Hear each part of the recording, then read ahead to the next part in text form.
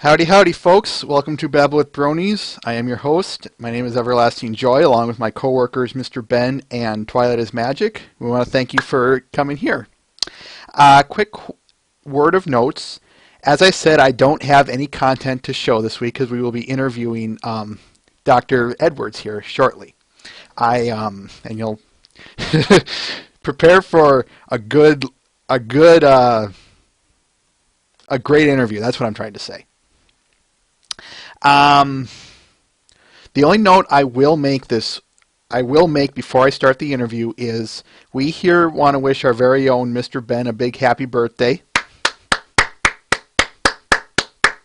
His birthday was on September 11th, so wish him a happy birthday from me, folks. All right, you ready to start this?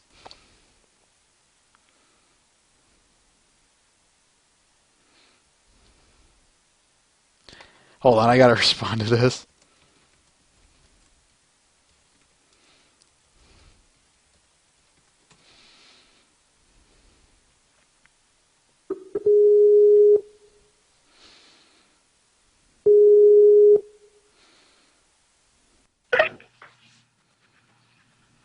Hello, Professor?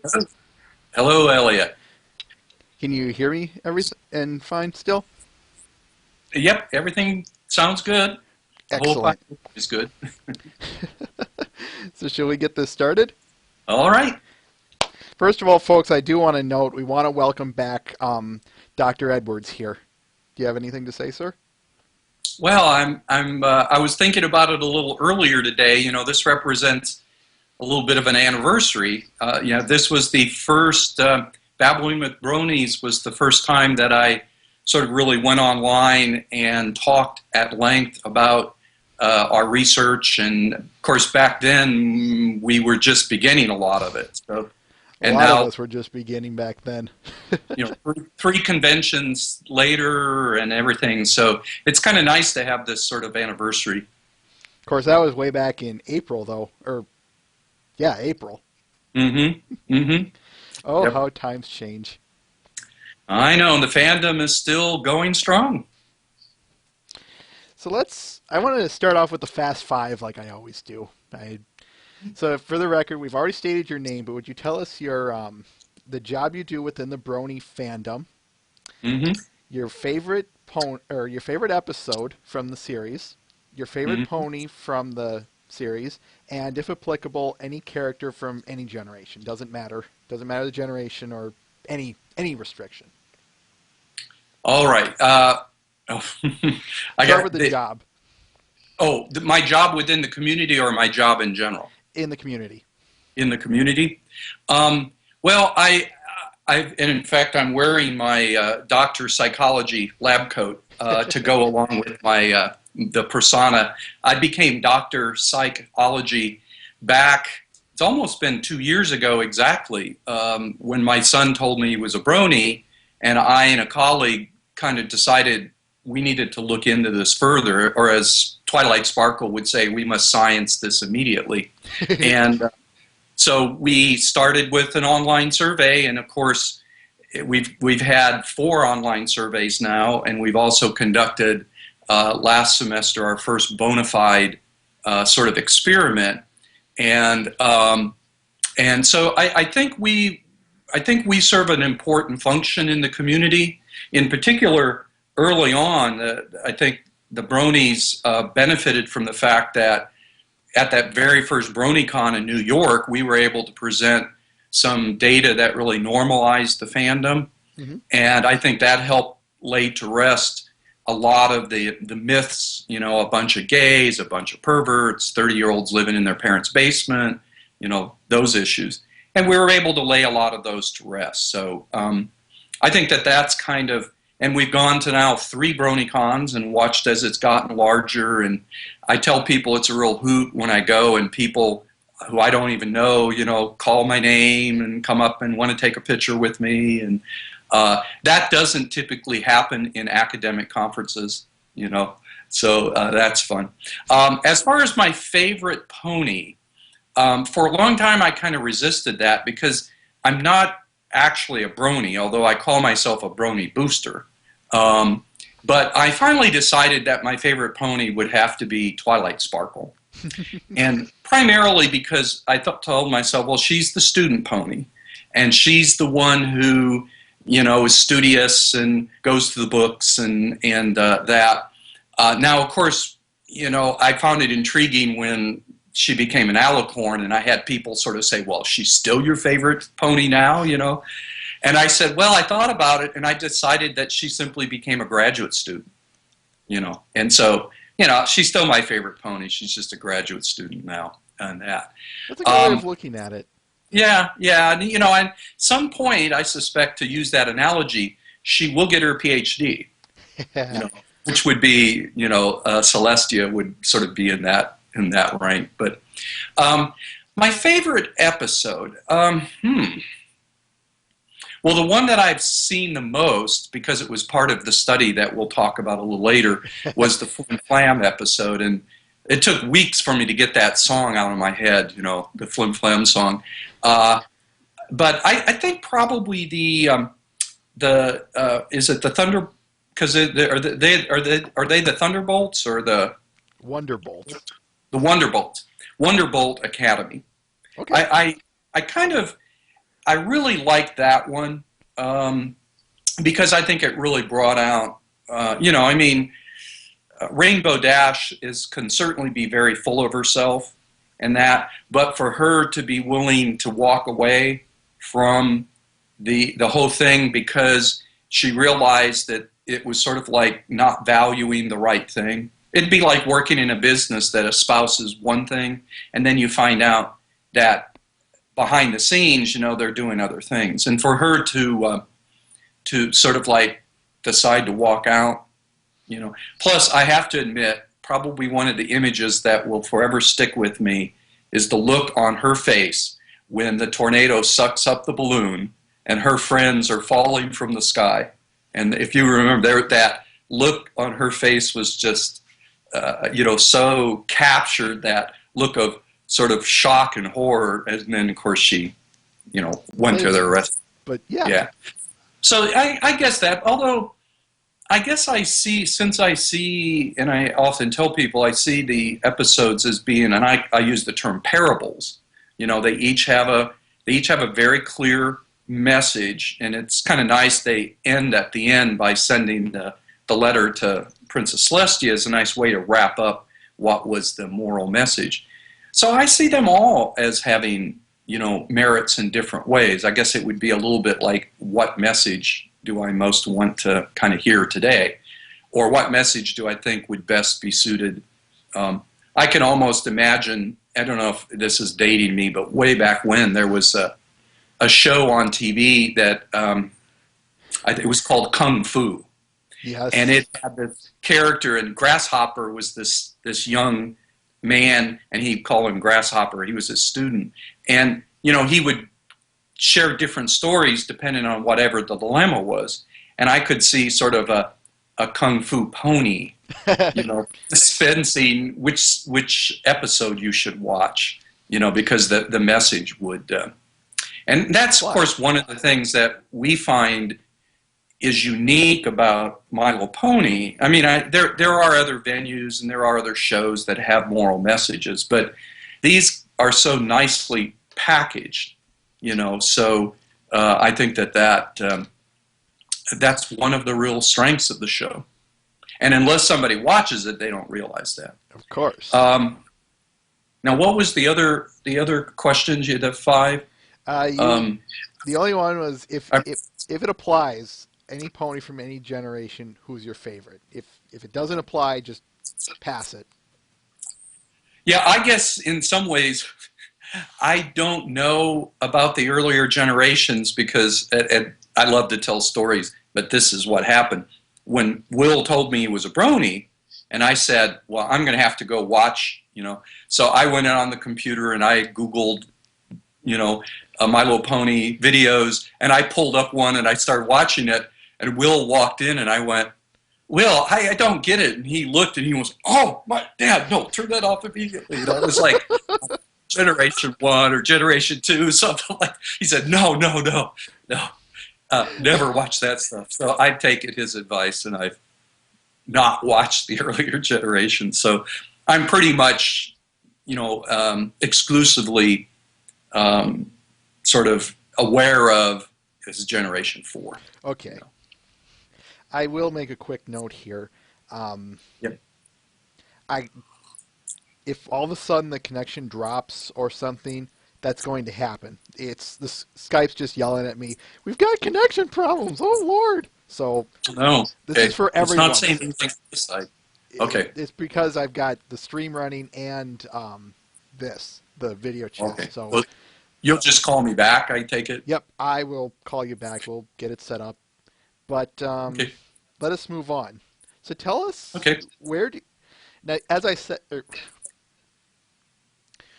we've already talked about the initial study, and this time I would like to talk to you about the ones you presented at BronyCon, the ones Right. concerning the former fans and the exposure study. So, which Yes. one would you prefer to start with, good sir? Why don't we start with the exposure study, because that's sort of, in some ways, a continuation. It built on some of the earlier surveys. And then the former fan survey is something we did because, I try to keep up on the fandom, particularly through a number of the Facebook fan groups. Mm-hmm. And so I'll pick up these, of course, all of the Sky is Falling, Twilight Sparkles, and Alicorn, and then of course Sky is Falling, Equestria Girls, and so I pick up, and people worried about if we're losing fans and that. So that former fan study was done in part to try to answer a little bit of that issue. But let me go back to what we call the exposure study, and our earlier surveys had.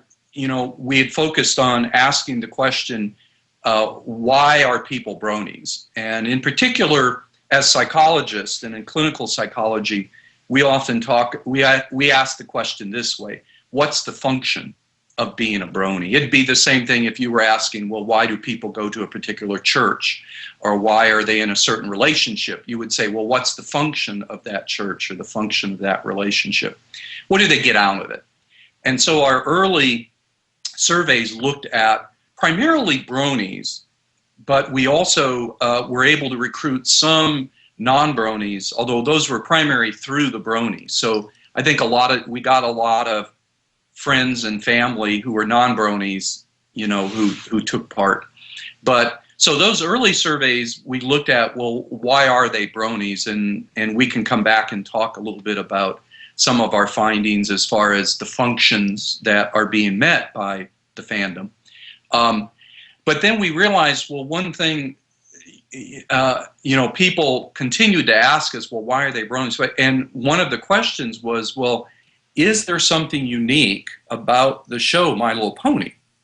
Also, a lot of times I would get bronies who would make statements like, well, if we could only get everybody to watch it, then everybody would be a brony. And I had this sneaking suspicion that wasn't true. Let's be honest here. How in the world could that possibly be? Well, it's almost in the realm of fantasy. Wouldn't it be nice? Kind of. You're sitting around having a discussion, and you think, wouldn't it be nice if everybody could just watch it and find that they have a favorite pony, and then we get on with it, and we can argue about which is the favorite pony, best pony, but we realized that, to answer that question, we actually had to take a group of people who had never been exposed to My Little Pony, and also did not know what a brony was. Luckily, even though the fandom is getting to be, I think, fairly well known on the internet, if you get outside of the internet, if you get into places like where we're at in Southern California, in South Carolina, or where our colleague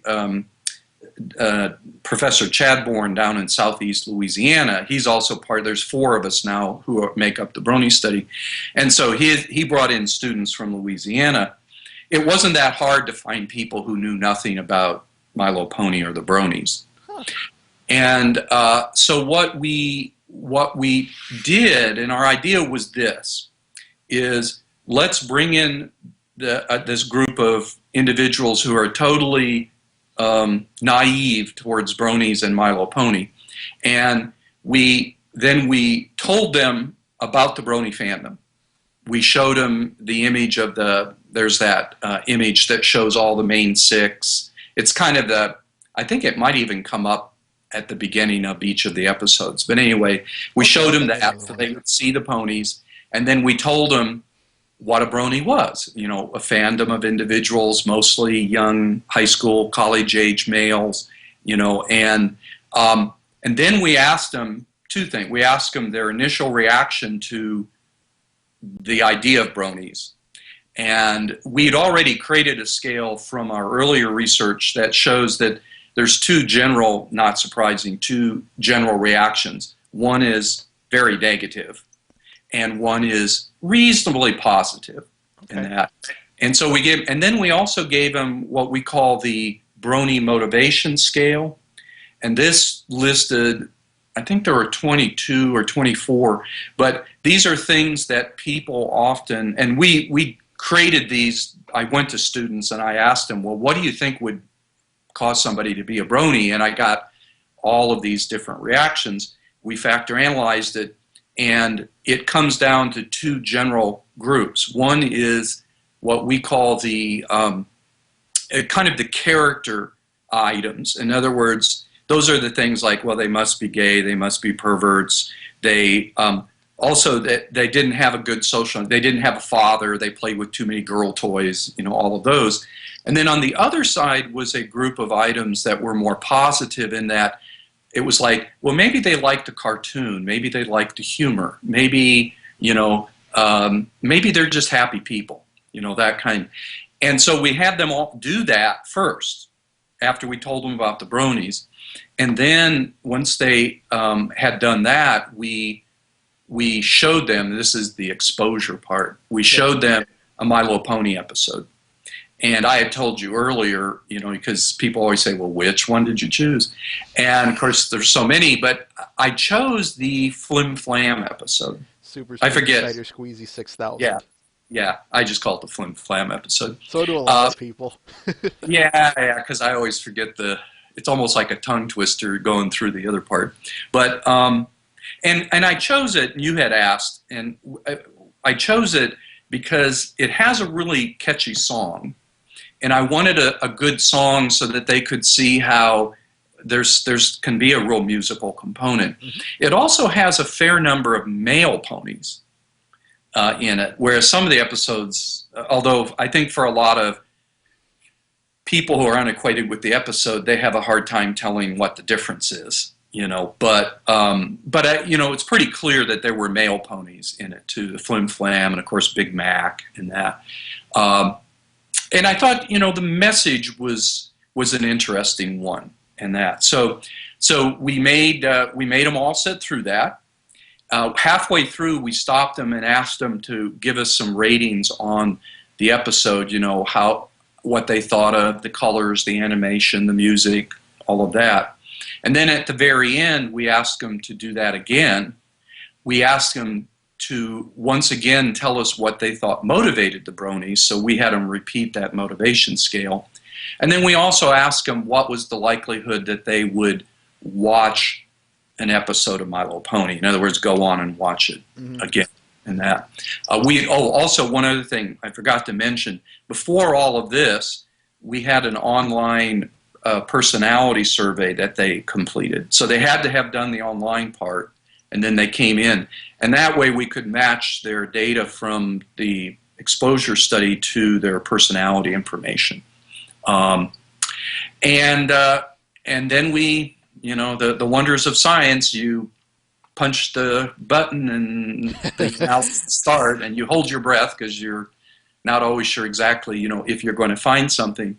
And what we found was, and this I think often happens with science, and you almost set it up this way, some of what you find is not surprising, but you're confirming something, you know. And the thing about science, people can say, well, for sure, of course that's, but until somebody researches it, you can't say for sure. Exactly. You know, and so in fact, I think good research usually does a little bit of that, so people shrug their shoulders and say, well, of course, but now you know for sure. And then you add something that will kind of surprise people maybe. And so what we then did is we decided that the primary question we wanted to ask was about what predicts people's reactions to the My Little Pony episode. And so what we did is we went in and we sort of looked at all the people, and this is where, and I reported this at BronyCon, and I think, some people were, those who held on to that fantasy were a little let down, but only about 15% of the 500 students, and we had almost exactly 500 students, only 15% of them expressed a reasonable to strong interest in watching My Little Ponies again. So that question... That's not a lot. Well, no. However, and I've had people say different things. I've had some people say, wow, 15%.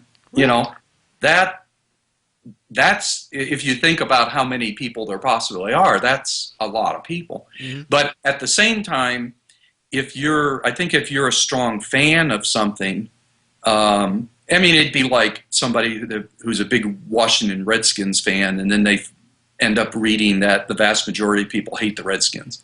They're going to feel a little kind of like, oh. Although I like to say it points to your uniqueness.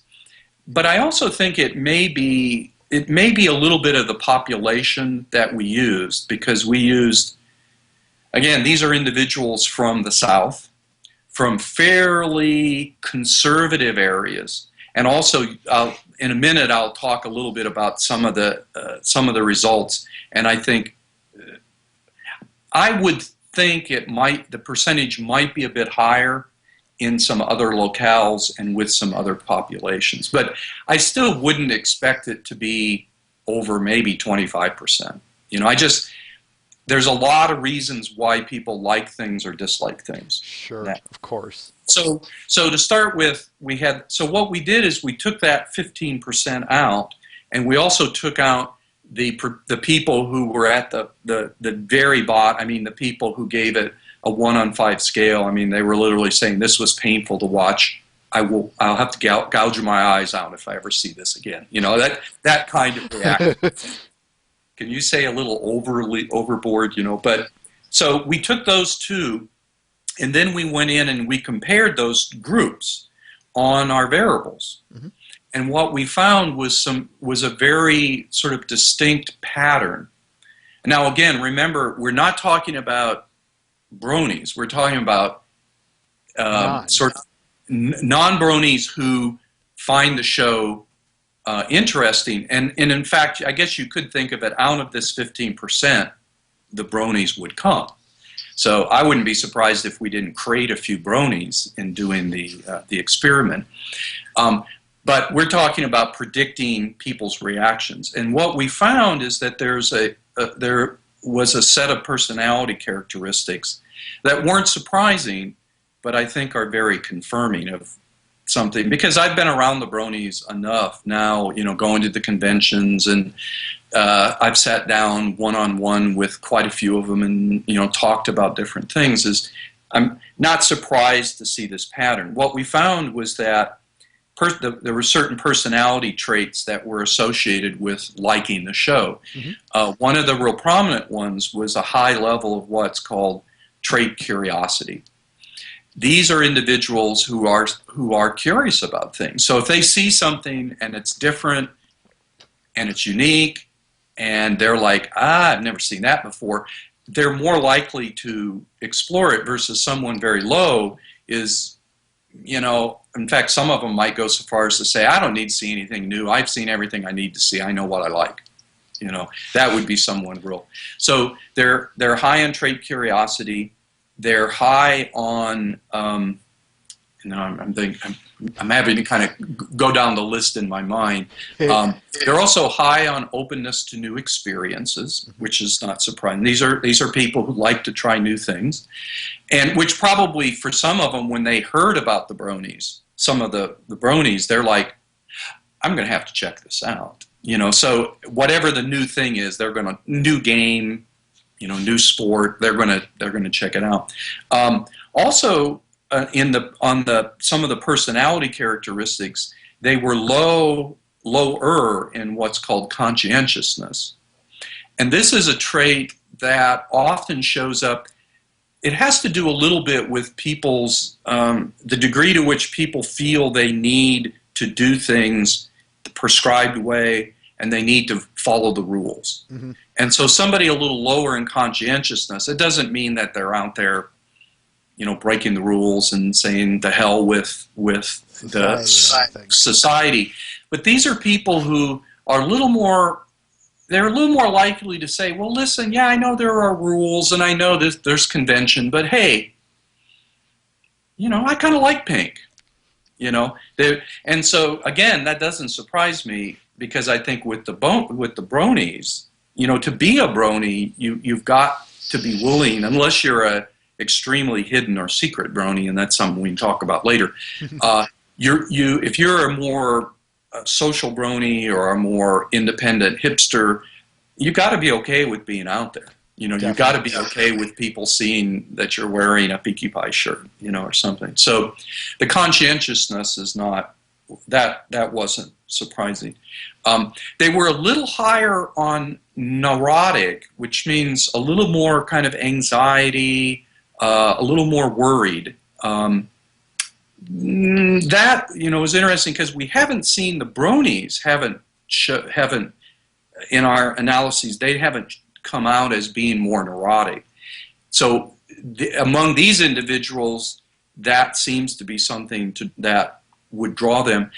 But that may be because I think the show and I know for a lot of the bronies, it represents kind of an entertaining escape.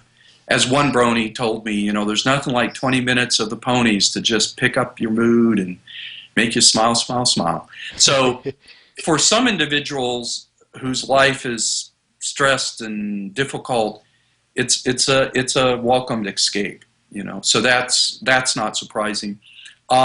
We found that, and this wasn't at all surprising, initial reaction was a big issue. If, when they heard about the bronies, they had a more positive, well, that's interesting. I wonder if they like the show. They tended to be more interested in the show. The people who immediately responded in a negative way did not. And in fact, if you think in the real world, outside of the experiment, that strong negative reaction is going to keep people from ever watching the episode in the first place. So in a sense, that's an interesting point you make there. Mm-hmm. Yep. Carry on. I'm sorry. And in fact, we'll come back to that, because the fact that we made them watch an episode meant we were able to look at something that normally you wouldn't. If you just ask people to do it, and they could, or they, you let them sort of choose to, a lot of those people would say, I got better things to do than that. They also, the more that people saw the bronies in the more, and when you talk about motivation in psychology, we often talk about, you can have what's called an idea of internal motivation, where people act ways because it's something inside of them. It may even be genetic, but they'll often say it's like they must be damaged, they must be that, and then there's also what we would call external motivation, where you look at somebody's behaviors and say, oh, they must be doing that just because they want to have friends, or they must. In other words, it's more external. Mm-hmm. And an interesting phenomena that psychology a long time ago established is that when we make attributions, we tend to look at other people's behavior and we tend to think they're doing it for internal reasons. I guess they must be a bad person. I guess they must be perverted. When we look at our own behavior, guess how we see it? The best thing we ever. See our own behavior as being more due to the situation. Well, I only did that because she was there, or so in other words, we give ourselves this doubt, the shadow of the doubt. We'll say, well, I don't normally act that way. But when we look at their behavior, we tend, and what we had was that kind of attribution thing, is that these people would look at the bronies and say, perverts, and all those negative things. They also would then not look favorably at the show and that. So that wasn't really surprising. So what I kind of tend to say is that there's a personality pattern of individuals who are curious, open. Oh, also, another thing is they tend to make more use of more positive humor.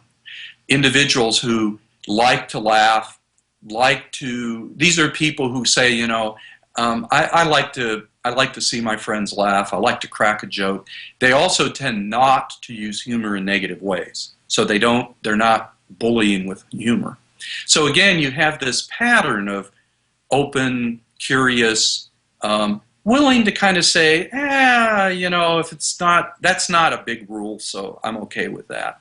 And if they have a more positive initial impression on that. So, that wasn't really too surprising. But then one thing I'll be honest with you, there was one set of variables we added to the personality variables that I had this suspicion, well, in fact, when I tell you, you'll say, well, of course. And that is that people's reactions to the bronies, the hypothesis is that it was influenced by gender stereotypes. Well, in other words, if you're the kind of person who sort of says there are male things and there are boy toys and girl toys, then you're not going to respond well to the bronies, but what happened was that the gender roles and gender stereotypes didn't sort of come out at all in predicting if they're going to like the show or not.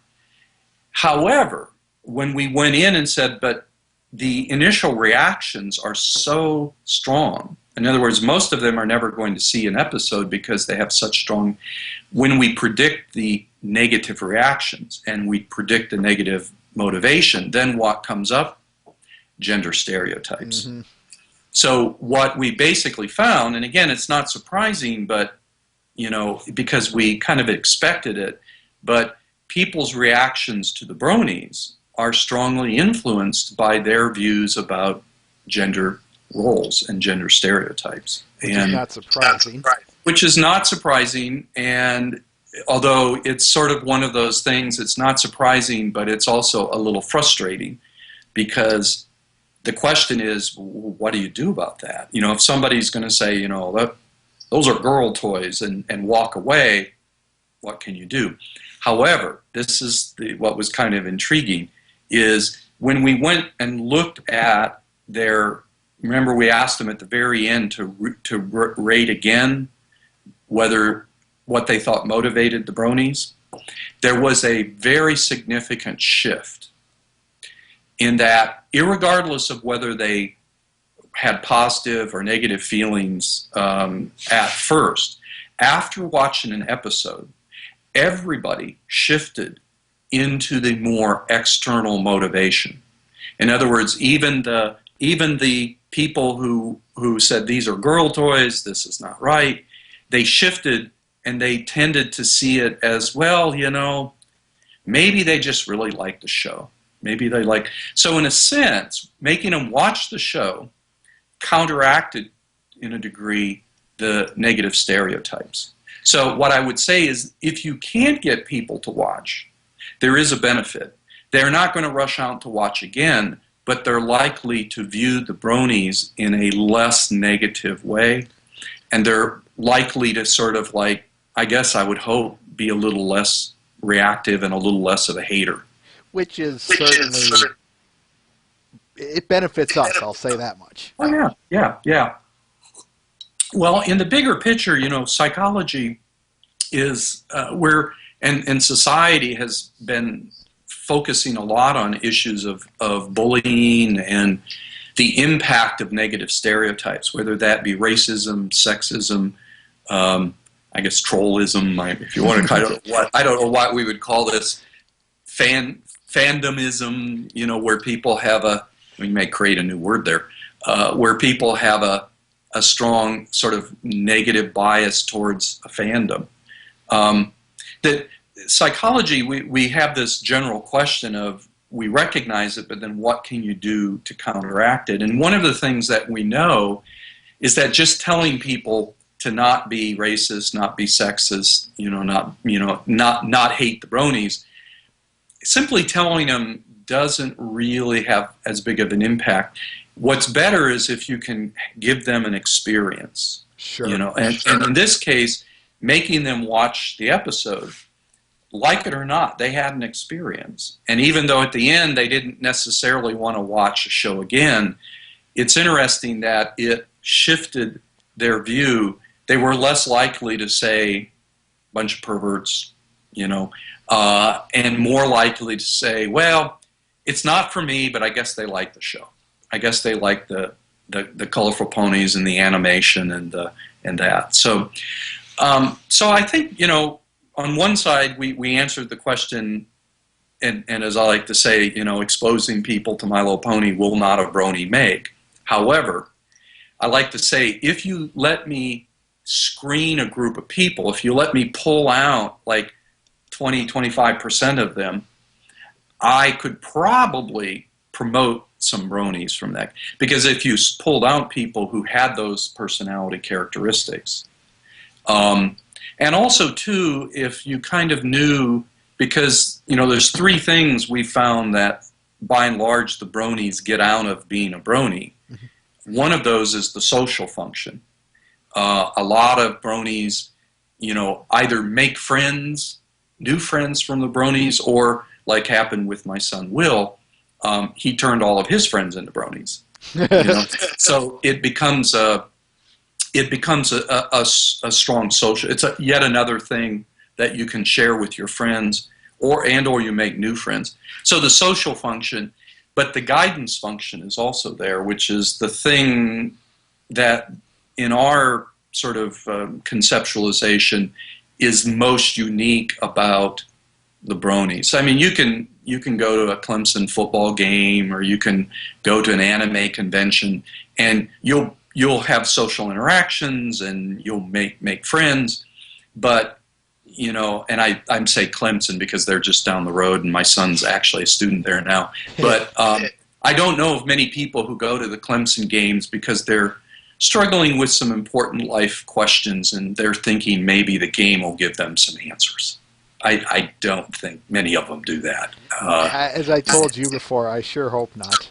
Yeah, I know, because it would involve hitting people probably or something, or throwing long bombs. And I can tell you as a clinician, way too many people take that approach to life. Well, I'm going to just throw everything. And then, of course, there's no receiver and now you've got nothing. So, it's not a smart choice. Yeah, not a smart choice. But so, the guidance issue. And then the third one is simply the entertainment, whether that be just pure entertainment and or a little escape. Like the person saying, when I've had a bad day, 20 minutes of the ponies just lifts me up, and that. Of course, the other thing that for a lot of the bronies, not for everyone, is the creativity issue. I just continue to marvel at the creativity, the stuff that comes out of the fandom from, and I'm not a big fan fiction reader, but I pay more attention to artwork and the videos and stuff. But there's just a lot of stuff, and I think for some of these individuals, that's a very important. As a creative person, I write and I do artwork. It's important to have that outlet, and sometimes you're sort of not sure what to draw or not sure what to write, and being part of the fandom, well, favorite pony. I mean, well, where's the question? Exactly. It's like, or I love how the bronies will take, although this is I think a thorn in the side of some other fandoms, but how they will take things that matter to them and they ponify everything. So you'll see the Avengers as ponies, you'll see Star Trek as ponies, which of course I'm sure the Star Trek fans aren't real happy about that. Some people could see it as sacrilege. No, not a Klingon pony. No. So sometimes I think some of the fans need to be a little careful that they don't end up insulting other fandoms because they're just so wanting to express their likes. Right. And so I'm kind of intrigued with that, how they, and so this is, it confirms a number of things. The other thing is it fits real nicely into a lot of psychology, sort of our current research and thought, like about stereotyping and the impact of stereotypes and what you can do to change stereotypes. And it's also, we're beginning, and this is something, we've spent the last 2 years focusing primarily on, collecting data with the bronies and, I think trying to answer some of the questions the bronies have, about the bronies versus other people. And we've been able to sort of say, no, you guys are a pretty normal lot. There's a uniqueness because you've chosen a unique fan object, but by and large, there's no big river of pathology running through the bronies or anything like that. There are some, like with any group, there are some people who have problems. I've met one-on-one with some, usually they're the hidden bronies. And some of them are struggling with some pretty heavy issues. As one of my brony friend Connor says, there are some really sad bronies out there. But they're not sad because they're bronies. They're sad for other reasons. And in many cases, they're bronies because they're hoping that this may be a place to help them counteract their sadness. This might be a place that they may be able to find in the love and tolerance and the friendship. They may be able to find some of the answers they need. So, but can I ask a quick question concerning sure. that? Mm-hmm. Do you think this is the place for them to find those answers? That's a good question. Yes and no in some ways. And I guess I'd have to, well, let me put it this way. The answer's not, it's a big maybe, I guess. One thing is because of how the fandoms focus, because of the object My Little Ponies and the message that it gives, in some ways that's a very good place, because as a therapist I can say, and I've had clients that,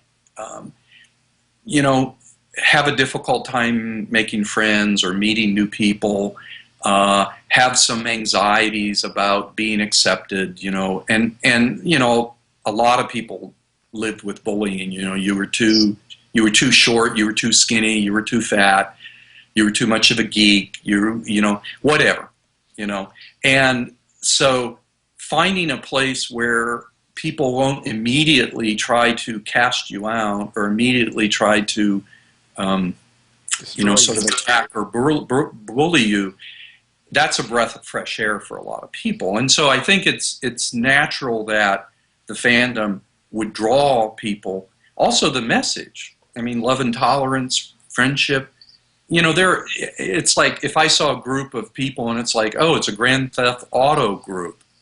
Well, I'm not going to go into that group thinking that these are going to be people who will kind of be a little empathetic to my problems.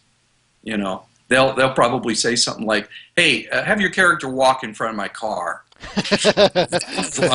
Then your problems will be solved. So it's like the bronies represent a place I think it's natural that they come.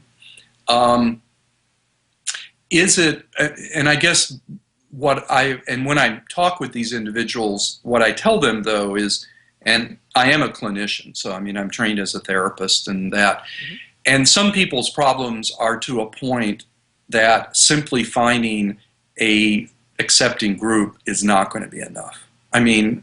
Some people's depression, some people's sense of isolation is just so severe that they need help. I mean, they need much more constructive. So in that point, I tell these people, listen, being part of the herd, it's a great place to be, but you need more than just being in the herd, you know. So and I don't, you know, this is where I'm also kind of say maybe about, you know, I see the herd being at a place where, and there's a lot of junctions that are coming, you know. I think fourth season, by the end of the fourth season, 4 seasons, that's 4 years, you know. The herd has been around, and it's sort of maturing in some ways. In some ways, it's still sort of showing some immature aspects, but it's going to continue to become something. And one possibility, and I know like the individuals who are involved with Bronies for Good and that, there's a potential that the fandom could continue to be a very a positive place for individuals, but even more for culture. I mean, I think our society and our world needs more. We need to figure out ways to bring people together. And the internet is still, even though, you know, you're of a generation that, it's like my son Will, once I said to him that I remembered before there were computers. And he looked at me with that look kids get when they think they caught you lying. Oh, Dad. There have always been computers. No, And, you know, there haven't.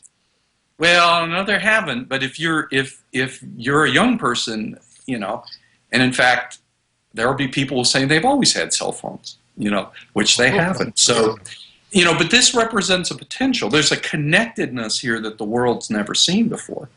And with that comes we're seeing some of the downside of it, because you'll get negative ideas that can spread. I mean, you'll get, you know, fundamentalist religious people, you'll get haters who suddenly can get out there and find people all over the world.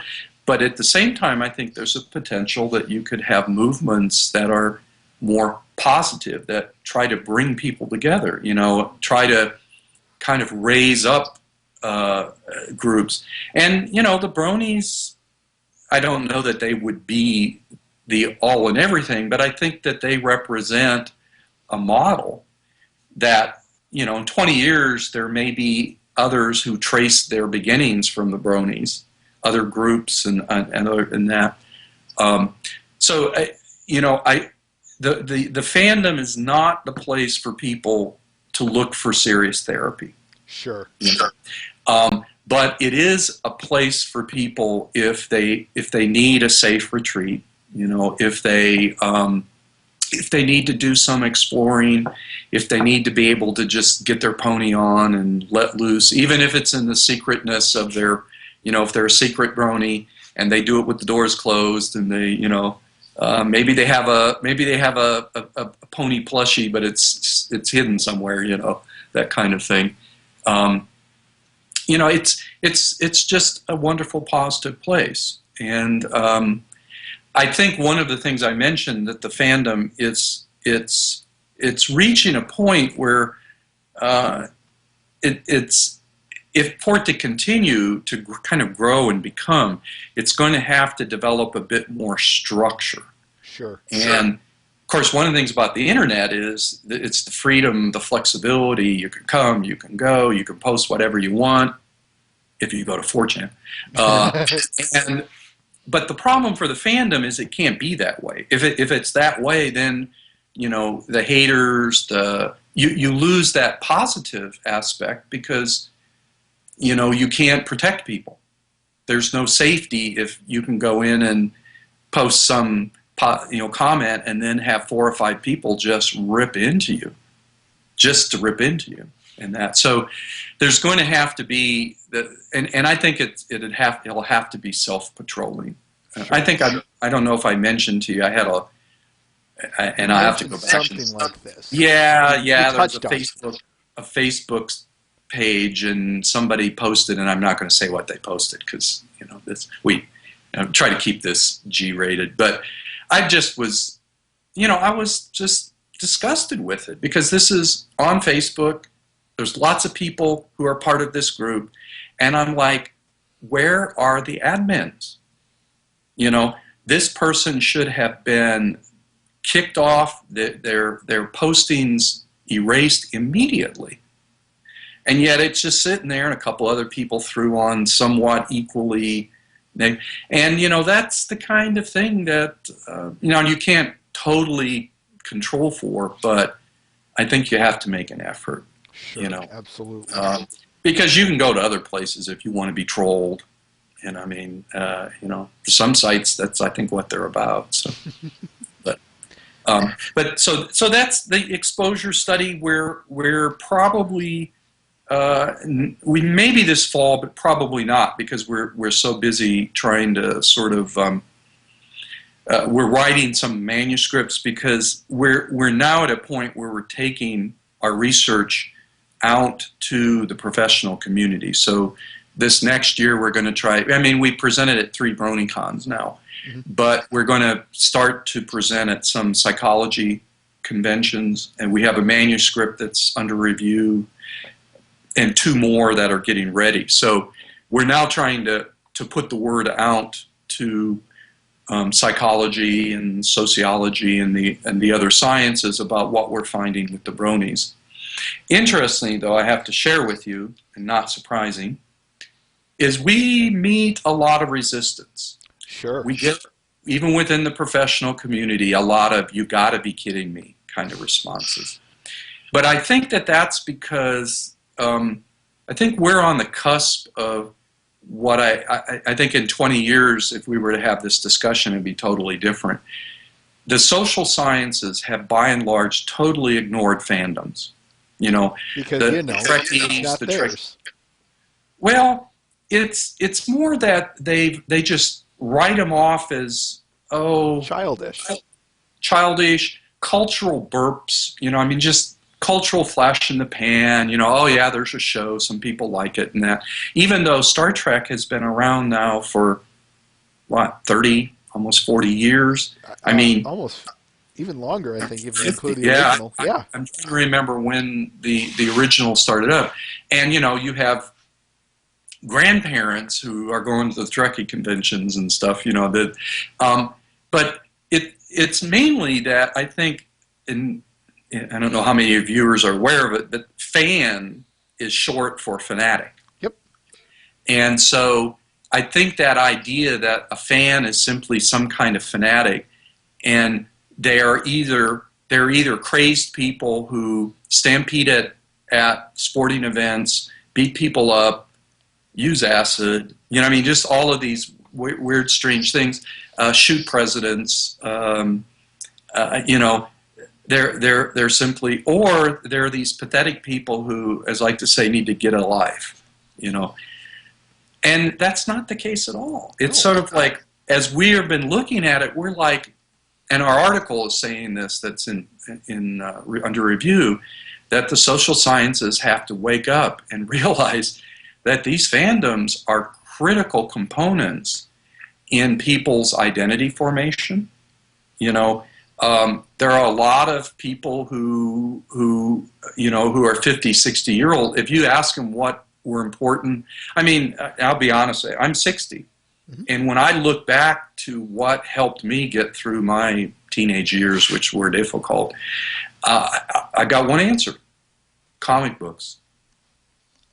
You know, the comics, especially the Marvel comics. Sure. You know, I mean, it's sort of like those heroes. You know, they didn't come and rescue me. You know, they weren't real in that way. But you know, you could run to that safe haven. I could run to that. It was a place I could go. It was a world that was somehow just in a way, and I think the social sciences have been so busy looking at the influence of parents and the influence of you know, even they look at television, but they only look at it kind of in the negative way, watching all the violence, playing the violent video games. I and my sons played World of Warcraft for years, and I think that can be a very positive experience for some people. They learn how to work in groups. You know, you run a raid, you know, You've got to Clearly, you you must have your join guilds, you get along with people, um, and then sometimes you decide to strike off on your own and just be that lone orc killer or whatever.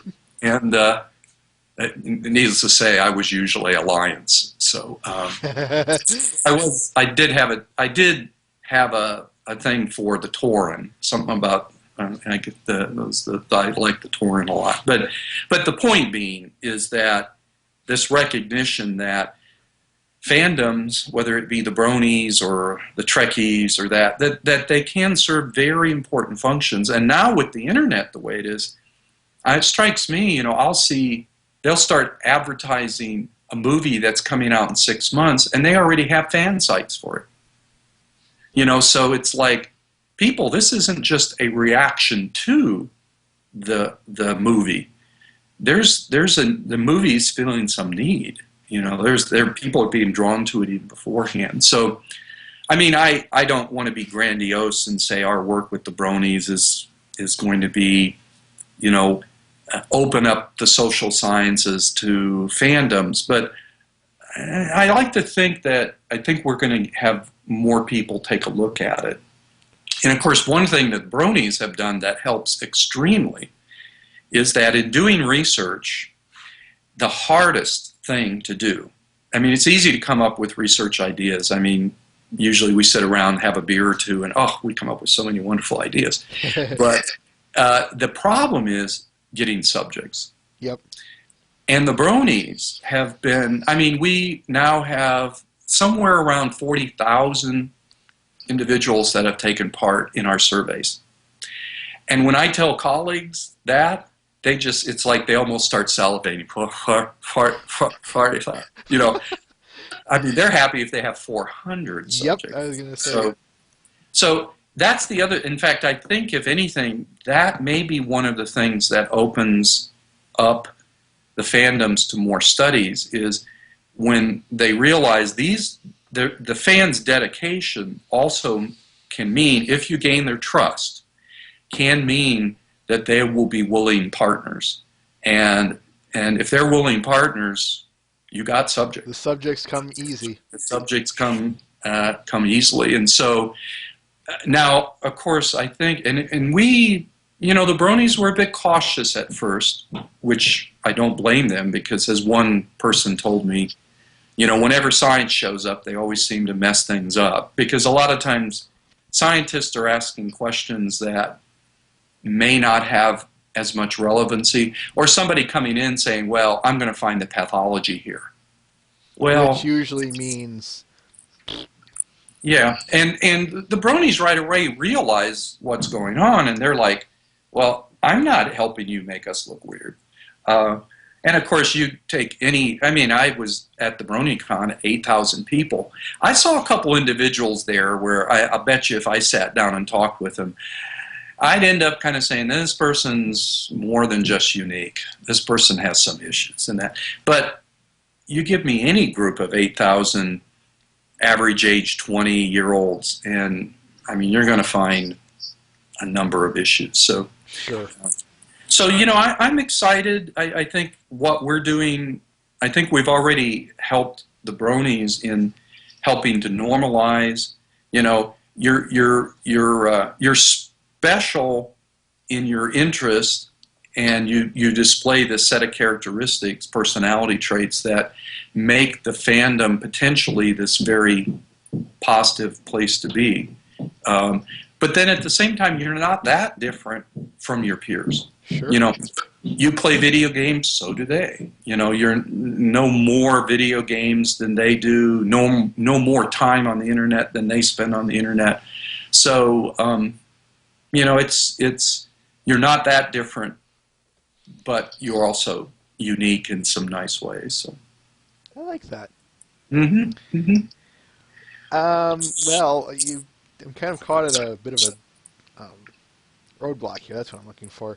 Sure. I want to get to the next the fan thing. The fan versus former fan survey, but we've already gone over the hour mark. So what I think I will do is go ahead and let's get on to the next survey, and we Okay. will then open questions after that. Questions. Okay.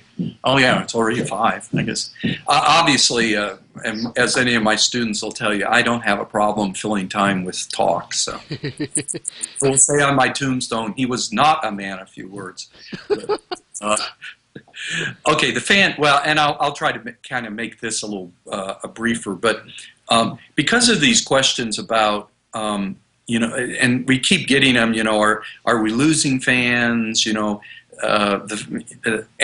I call it the sky is falling phenomena. That there are some people who, when Twilight became an alicorn, it was like you'd think it was the end of the show, or when the Equestria girls showed up, it was. And people would ask me that, and I'd say, well, we don't really know for sure. And then I realized, and in fact, as best I can tell, nobody has ever asked this of any fandom. So not just the Brony, but any. Well, why are people former fans? Why do they leave? So what we did is I went on my Facebook Brony groups, and I asked people to help generate a list of the reasons why they think people quit, leave. And we got I think it was 28 or 29 different items.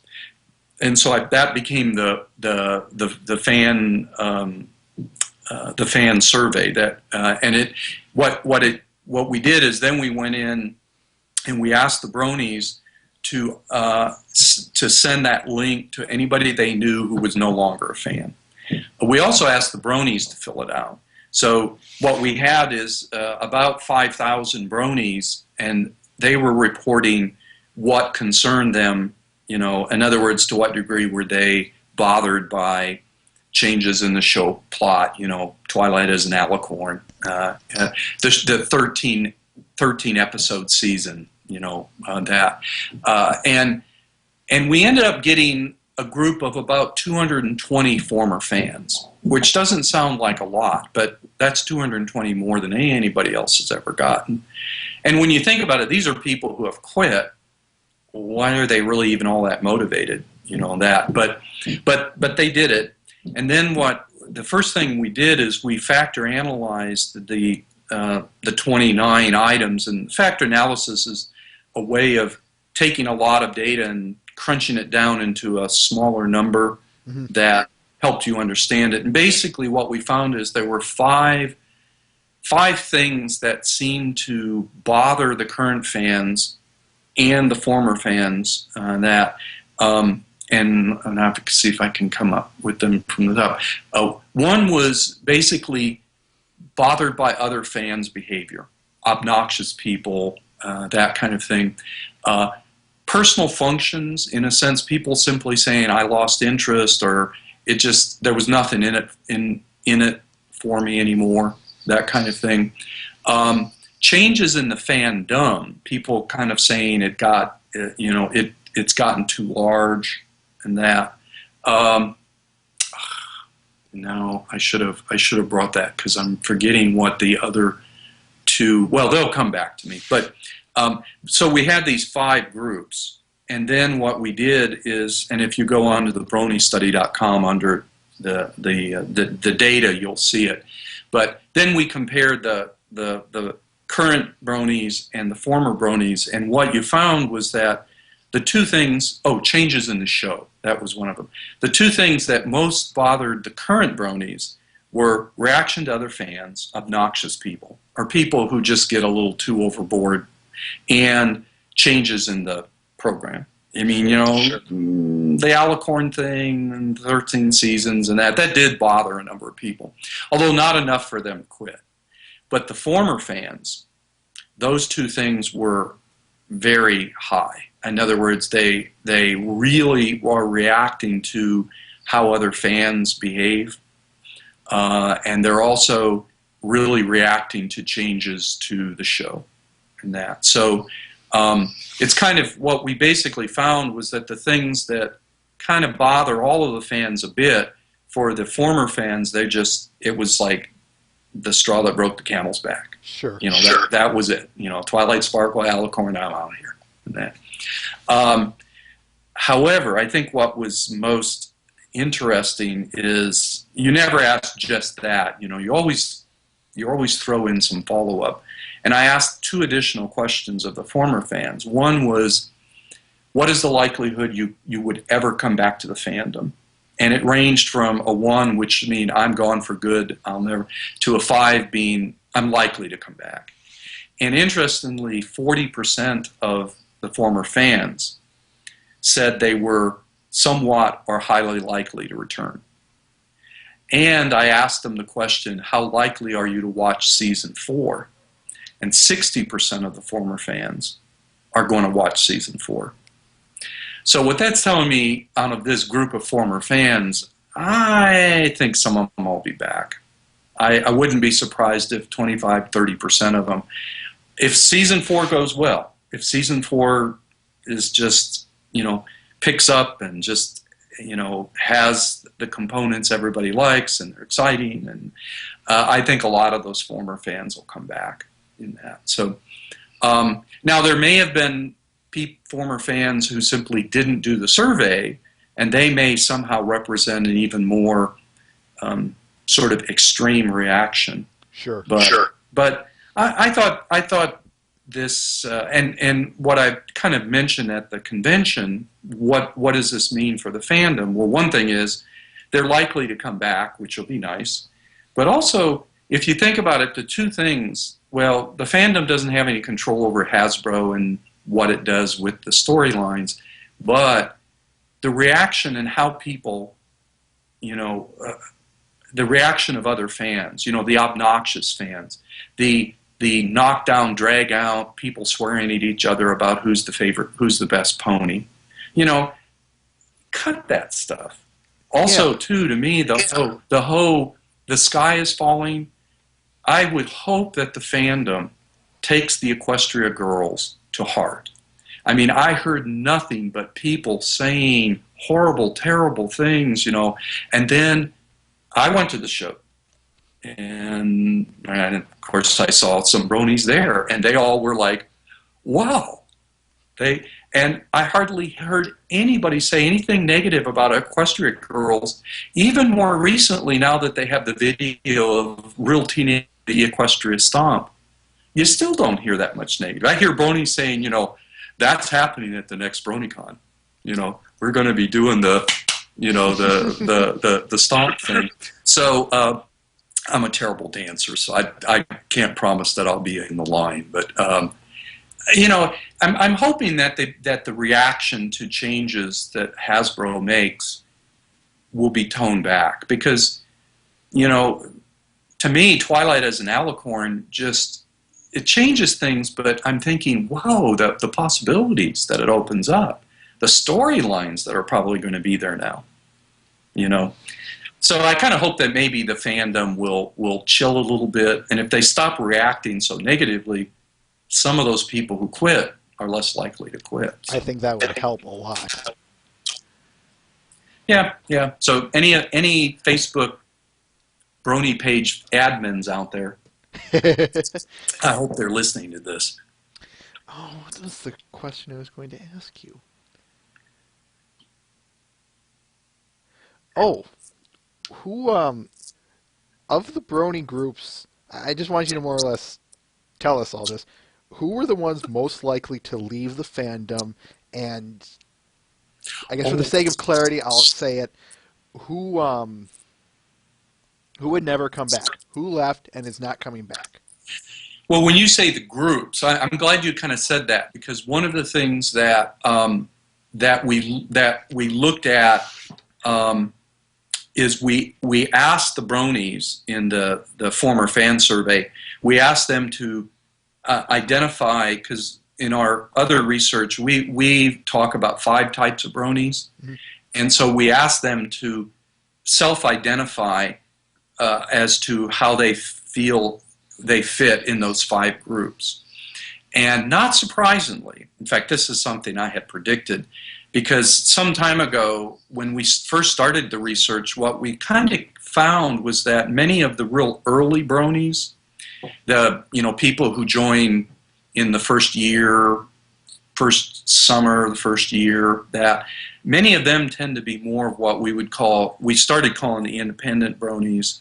We also now call them hipsters. I also call them renegade bronies because they're the ones who sometimes, they're almost a little troll-like. They don't care if they stir people up about who's your favorite pony. Sometimes they'll say outlandish things. Just it's like toss a grenade in the room and see what happens. That's a good metaphor. I like that. Yeah, yeah. And some people they'll do that in the chat room. They just toss it out and then look to see what happens. Many of them, and a lot of the early bronies that I talked with. In fact, I remember one was kind of saying, talking about the newer bronies, the younger, they don't get it. They don't realize that love and tolerance was just a joke. It's all irony, It's funny how And that's I'm like, changed. yeah, and I said, well, maybe it was at first. Maybe it was all a joke. It was love and tolerance was just another way to piss off those people who decided they were going to try to flame the bronies, and that. But I said, what happens is the people come in hearing that and saying, wow, I'm with that. I could get down with love and tolerance. And so what ends up happening is it's drawing in these newer fans, especially some of the younger ones, and it's all about love and tolerance. In fact, some of them are leaving because they may leave because and I've had some say they're disappointed because the fandom is not living up to its potential. It talks the talk, but it doesn't walk the walk.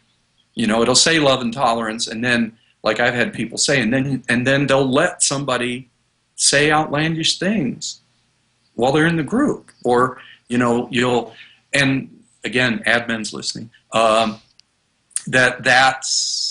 that. But so one thing we had kind of predicted is that the one group that would be most likely to leave would be the early bronies, because they would tend to be more independent hipsters. And when once being a brony is cool, and once it's not a shocker, they're going to look around saying, damn, this has gotten too accepted. And they're going to look for the next shocking thing to go into. And what we found is when you look at those 5 types, there was a tendency for the former bronies to be more in the independent hipster group. Also, too, the fact that some people said, too many of the early bronies are leaving the fandom. And there's a part of me that says, well, yeah, that's to be expected, and probably it's not bad. Because if the fandom is, in fact, about, being about friendship and about making this wonderful, positive community, well, we don't need some of those people, I talked to one person who knows one of the Rule 34 people who creates a lot of that, and they're kind of an early brony, and they themselves think that they're somehow doing the fandom good by doing this. And I'm like, you've got to talk to this person and say, listen, they're expressing their sexuality and they're expressing their in-your-faceness. But I said, that's not helping the fandom. I mean, and so if they were to leave, I don't think that would be any big loss. All right, I'm going to open up hold that thought for a moment. Yep.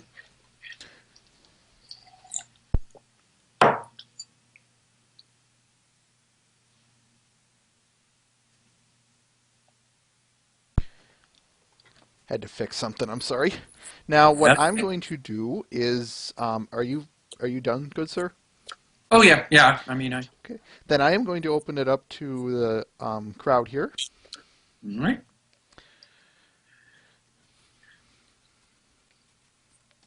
Are people typing you questions? Yeah, they type it into a separate room, and then you will read them. Then I read them.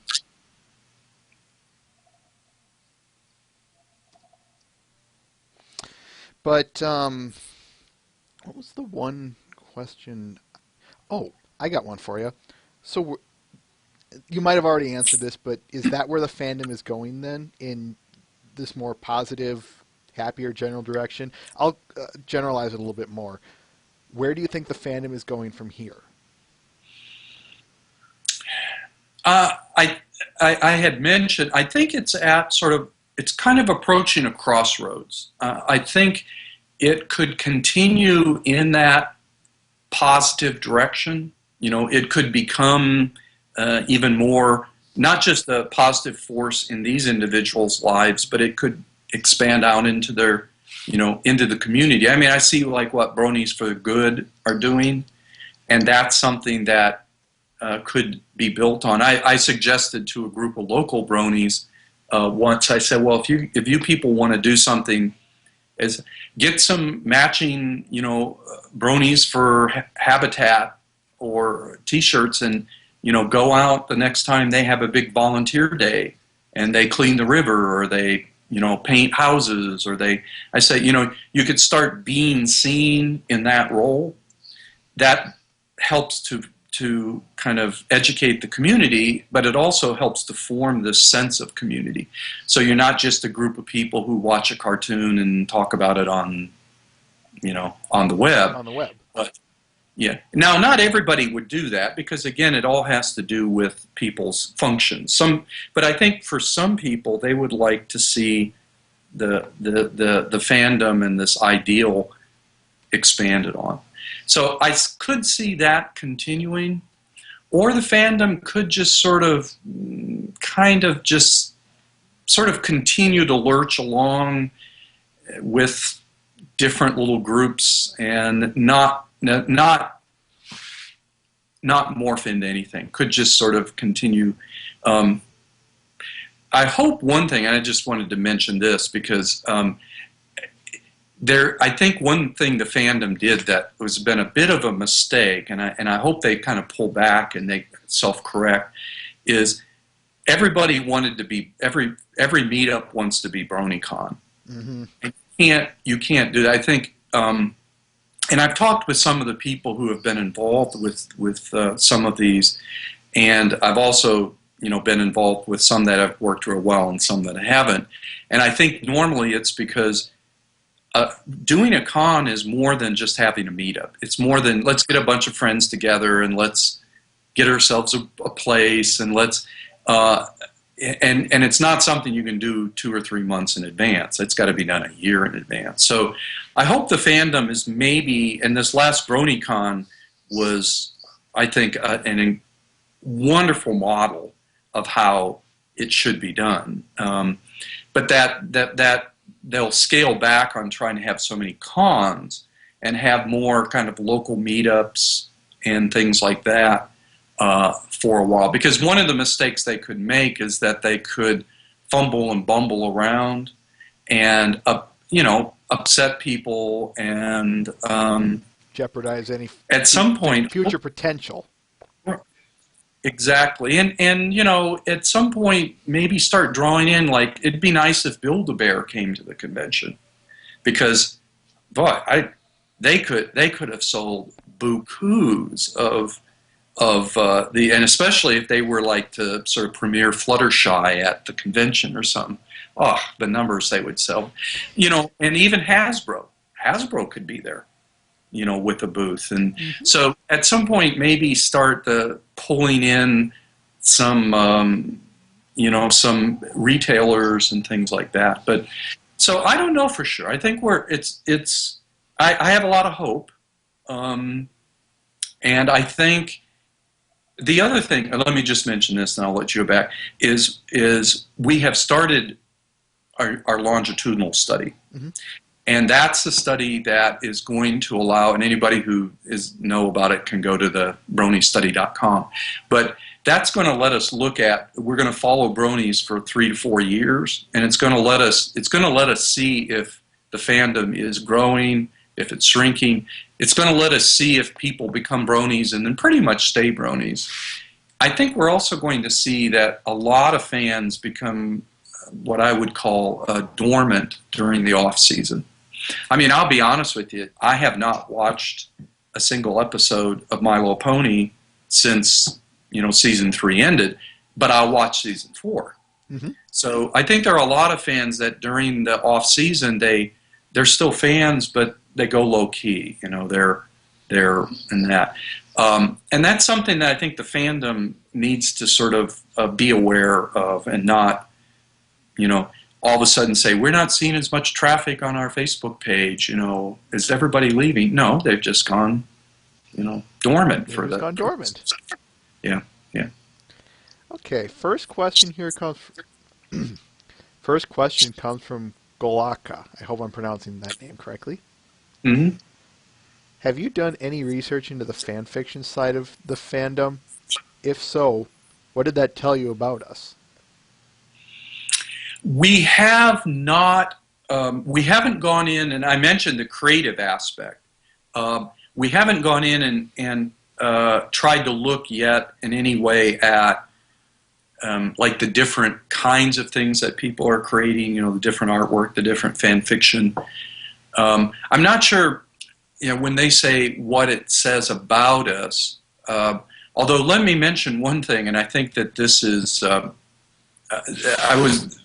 I don't think we had talked about it earlier, but I talked with somebody a couple weeks ago. This question comes up about why do people choose the specific favorite ponies that they choose. And I think that this has some bearing on the issue of why people might read certain fan fiction and choose certain fan fiction, is that people choose a favorite pony for one of two reasons. They either choose a pony who fits who they are. So like my son, his favorite pony is Pinkie Pie, and if you met him, you would say, "Well, duh, of course." I mean, he's extroverted. He's the life of the party. He loves to laugh. He's big into humor and that.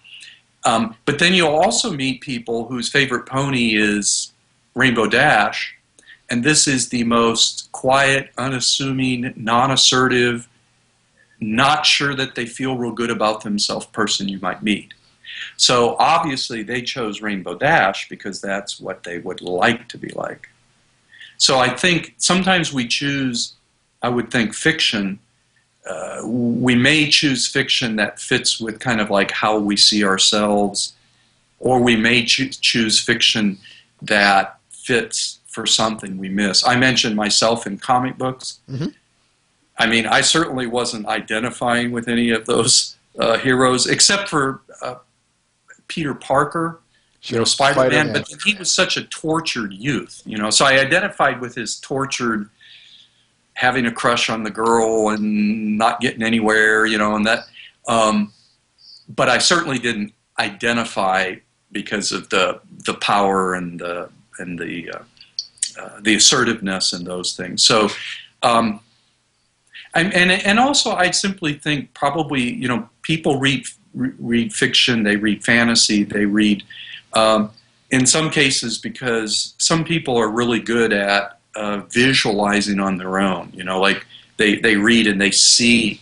Some people aren't as good at that. They need to actually see the image. So some people are more visual. They're going to prefer something like watching a video or a movie. Somebody who is more able to create through the words is more likely to like, fan fiction. I think it's kind of one of my interests would be in the people creating the fan fiction. What function does that serve for them? In the same way with the artists, creating the different sort of artwork. I think the whole ponifying thing, it's sort of like, okay, I like this and I like ponies, so I'm going to put them together. That's something that I haven't seen necessarily in many other fandoms, but then I'm not an expert on I've become sort of an expert on bronies and the brony bronies fandom. only. But yeah, I haven't yet, although we're going to branch into some other fandoms. We're in the process of connecting with and communicating with some other fandoms. And so we're going to start a study later this fall and get, anime fans, Star Trek fans, bronies, and look at similarities and differences. Okay. I suspect the social function will be there for all of them, but. Next question. Matt the Shadow Man asks, okay, just wondering if the opinions of the comic book community we looked at in the future. If the opinions of the comic book community will be looked at in the future, seeing how... Trying to ask this, and it's kind of worded weird.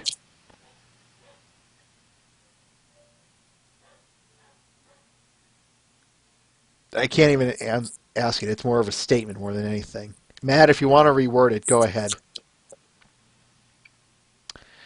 I'll go with this next one. Okay. Kind of already went over this one. Crazy Rabbit Corn Pony asks, how did you get into studying bronies?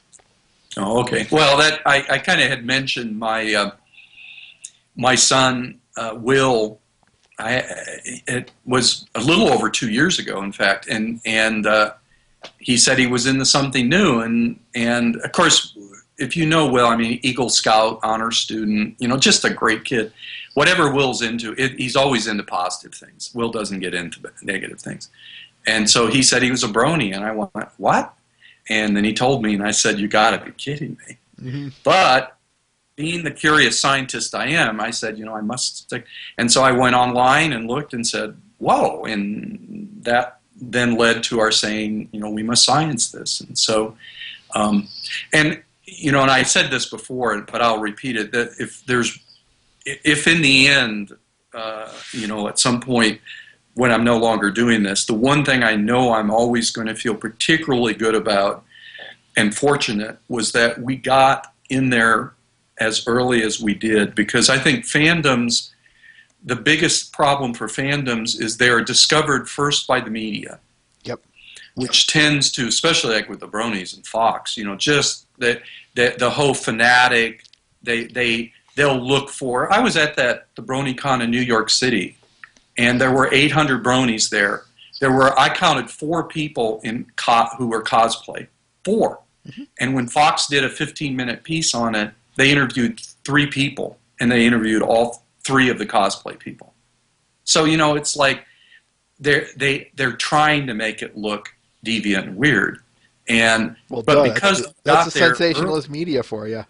Yeah, but because we were there early, and I had so many bronies come up and say, either my mother started crying and thought I was gay, but I had her sit down and read your results, and she came back and said, I'm glad you're a brony, where different people had sort of said having those, is sort of, and just a little aside, this was, it's part of this kind of, I don't know if it's notoriety that's developing. I was shopping out in the community, and I went by 2 stores that had some My Little Pony stuff in it. And so I went in just to look, because I'm always picking some of it up, usually to give as gifts, and that. And I said in both cases, I said to the person behind the counter that I was buying this and my son's a brony. And they went, oh, and then I said, I'm doing this, I'm Dr. Psychology. And in both cases, they went, you're the guy. Because it's study on how bronies are normal. And I thought, and they're not even bronies. And they've started. So I thought, I think that's something that has helped, because it's laid to rest some of the criticism, not all of it, but at least some of it. But it's still, I think that says a lot, not only just about you, but your study, what it has done in just how far-reaching it is, which I think is really impressive. I think when they write the history of the brony fandom 20 years down the road, we will be mentioned as being part of, because fandoms, I think, take off and they shoot up. But a lot of times, if the media picks them out as deviant or something, they can stall and sometimes even plummet. And I think because there was a but then whoosh, it just continued on because of our study. And I think there will be a point at which the research we're doing may not seem as important to the fandom in general.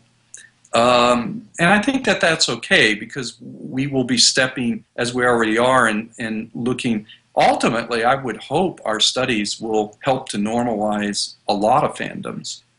You know, having been a World of Warcraft player, there's nothing wrong with being a fan of World of Warcraft. Now you don't want to miss work or skip classes, because I've had students do that because they had some big raid they had to go on or something. But oh, are you there, Elliot? Uh-oh. I'm sorry, I had a knock at the Oh, door. oh, okay, all right. But anyway, I mean, ultimately, I'm hoping that we'll be able to help normalize some other fandoms. It's like anything. You can use it in positive, good ways, or you can Use turn it it in into negative ways. right. And I think a lot of the fandoms aren't inherently negative, but and I think they deserve a break. You know. Next question. Moonview asks, ooh, this was one I've been wanting to get to, and I was going to get to you eventually. Mm-hmm. Why do you think I think he's asking, what do you think of Luna and Nightmare Moon? There's another question I'll get to you as a follow-up to that. What do I think? Well, actually, that's interesting because let me ask you for a clarification because um, I'm not entirely steeped in all of the issues surrounding it. Luna and Nightmare Moon are the same person, right? Mm-hmm. Okay. So in other words, it's sort of like Nightmare Moon is sort of a kind of a negative side of Luna. Correct. Okay. The evil jealousy made. So Luna or Nightmare Moon doesn't exist independent. Mm-hmm. Correct. Okay. All right. Well, then it's almost. I guess. And I. My philosophy in life. I'm fairly Taoist, and Taoists are about the yin and yang, and that, and the light and the dark. And I tend to sort of believe that good characters will have both characteristics. I mean, there is no one who is totally perfectly good. Or perfectly evil. Or perfectly evil. Although there are some people who come kind of close in both cases. But and in fact, we don't like perfection.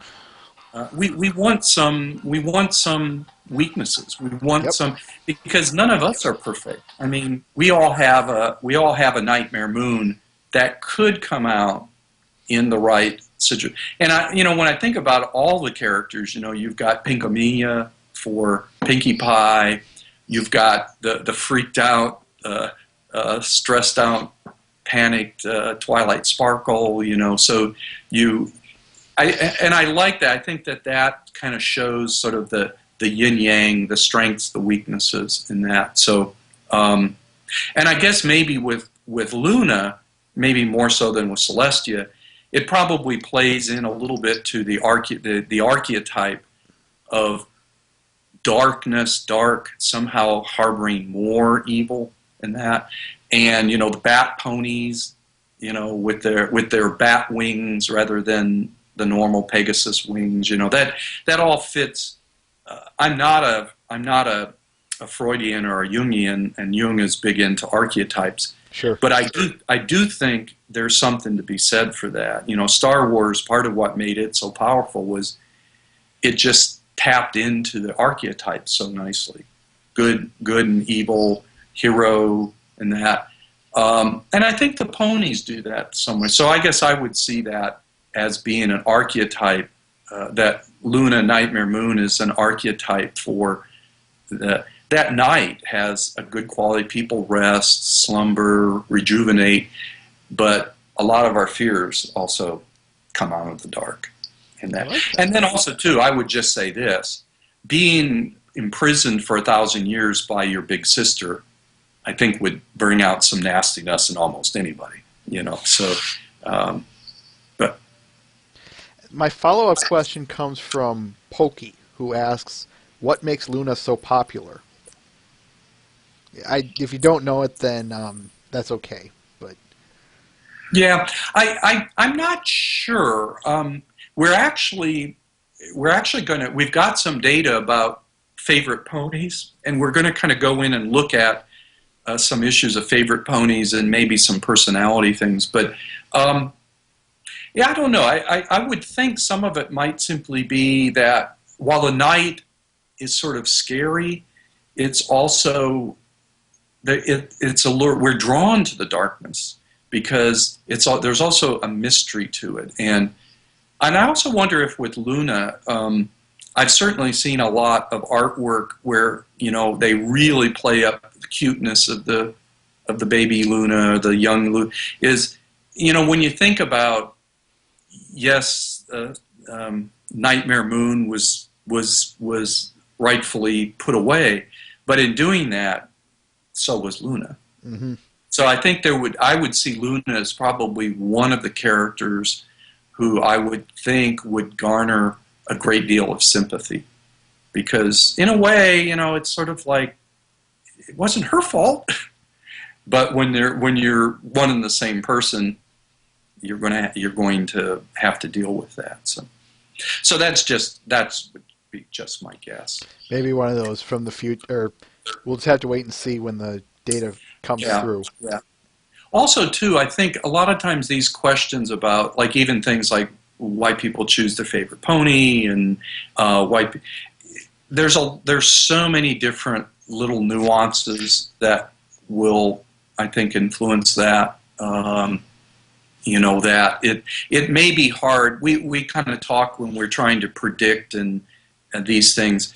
How much of the variance we can explain, and sometimes you can't explain a lot because there's 40 or 50 things impacting on it, so your 2 or 3 things aren't going to account for a lot, but they can account for some of it. Next question. Thunderbolt asks, you said you enjoyed fan work. What is your favorite fan work, such as art, animation, music, etc.? I think he's asking for a specific piece. Oh, yeah. I'm afraid that I'm not, and again,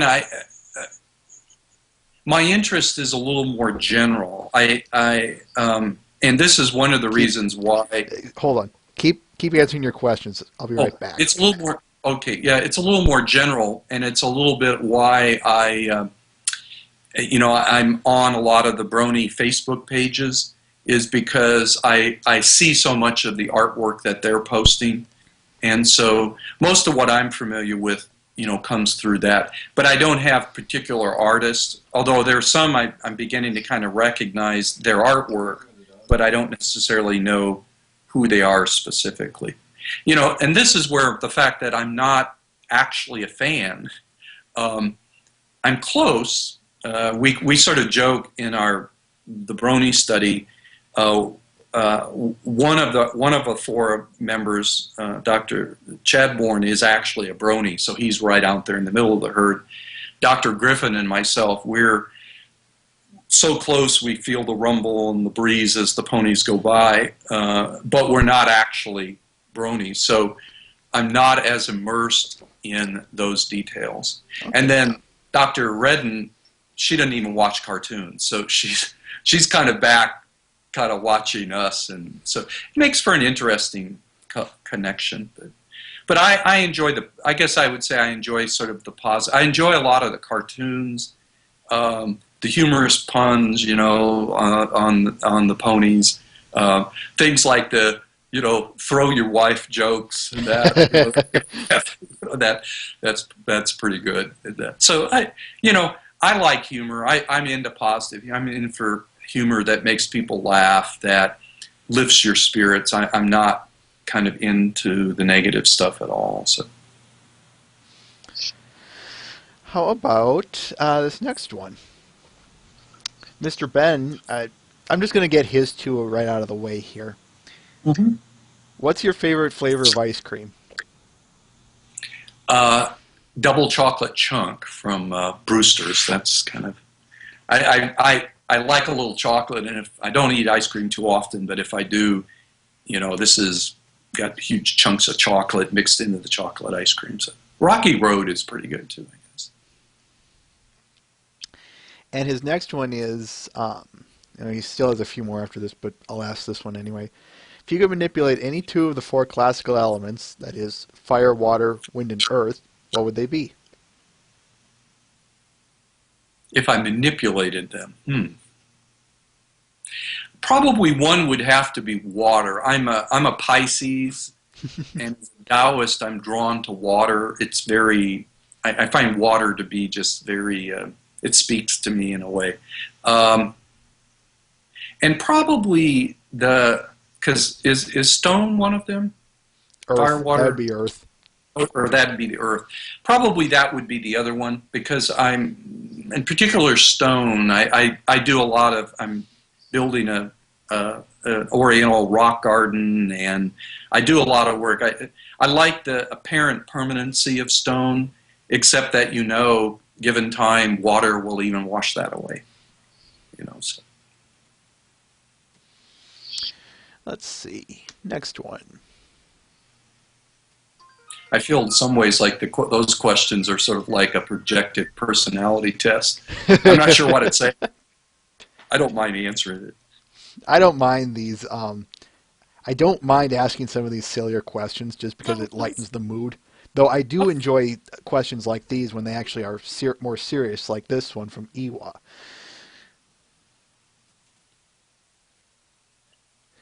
Seeing you need to collect reasonable data to have a valid and unbiased study, how do you make sure the questions you propose to them are not too controversial or, I'll just read this, too controversial so people refuse to answer or take it seriously?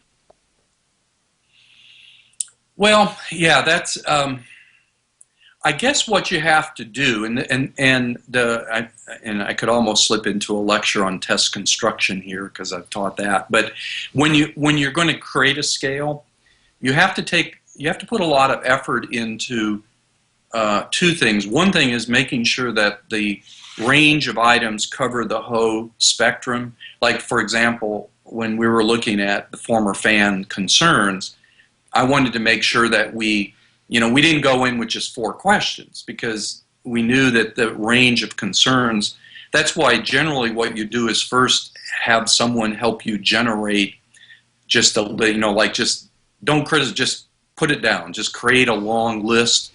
And then you go in and you begin to try to sort through it and say, okay, what are duplicates and that? And then create something you think kind of covers the whole spectrum. So you have to make sure you cover the whole construct, and then and then you have to go through the effort to make sure that you write questions that aren't loaded. Mm-hmm. You don't want to, it's like some people will write, well, how quickly do you think we should impeach President Obama? And you get these, and it's sort of like, well, wait a minute, that I can't answer the way I did because I don't think we should impeach him at all. So, well, if anything, why would you propose that in a Brony survey? Well, no, we would. I'm using that as sort of an example, but yeah, is you want to make sure that they're not biased. So it'd be like asking who's your favorite pony, but you somehow work in, what reason in the world would you have to see anybody but Fluttershy's favorite pony? It's so biased. So you have to make sure that you try to write the questions, and then you usually will run it through a few people. In fact, we have a survey that we're working on that just this last week. I took one of my classes of 25 students, and I'm letting them take it, and I'm getting feedback from them if the questions make sense or if they're confusing and that. So generally, let me mention one thing, just kind of interest that people might have. In all the surveys we've done, there's only been one question that has generated Barsha, Dr. Redden, who deals with the emails, mm-hmm. just can get so frustrated with. And that's the question we don't even ask anymore, but we did the first couple surveys because it's an important point, and that was about sexual orientation. And we decided to put in there transsexual because there's a lot of debate, about what should be included, what shouldn't, and we have gotten so many so many dozens, but angry emails from people who, some people think we should have more choices, some people think it shouldn't be a choice, and it's sort of like, we want to say, come on, people, there's hundreds of questions. Get over that one question. Leave it blank if you don't want to fill it out. It's sort of, but so that's part of creating the instruments. You just have to take that time. What about, let's see.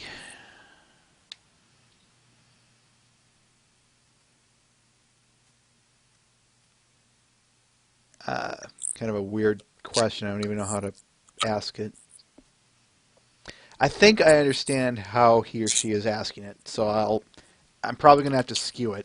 80s Shirley asks, would this show, Friendship is Magic, how different would it be without the internet? Well, the show might be the same show because, Hasbro would be creating it to play on the cable, but I don't think there'd be a Brony fandom. I think, and this is why I said earlier that I think the social sciences need to wake up and start looking at fandoms, is because the internet and the connectedness, sort of changes everything. In the past, you could be fan of something, but the chances that you meet other people who are equal fans was sometimes kind of fairly small. Whereas with the internet, you can go find a page and maybe there's only a couple hundred of you over the whole world, but you can be there with each other, talk. And once you get people kind of feel like they're not alone, then they start spreading the word. So I think the internet is a crucial aspect of, and since we know the internet's not going to go away, I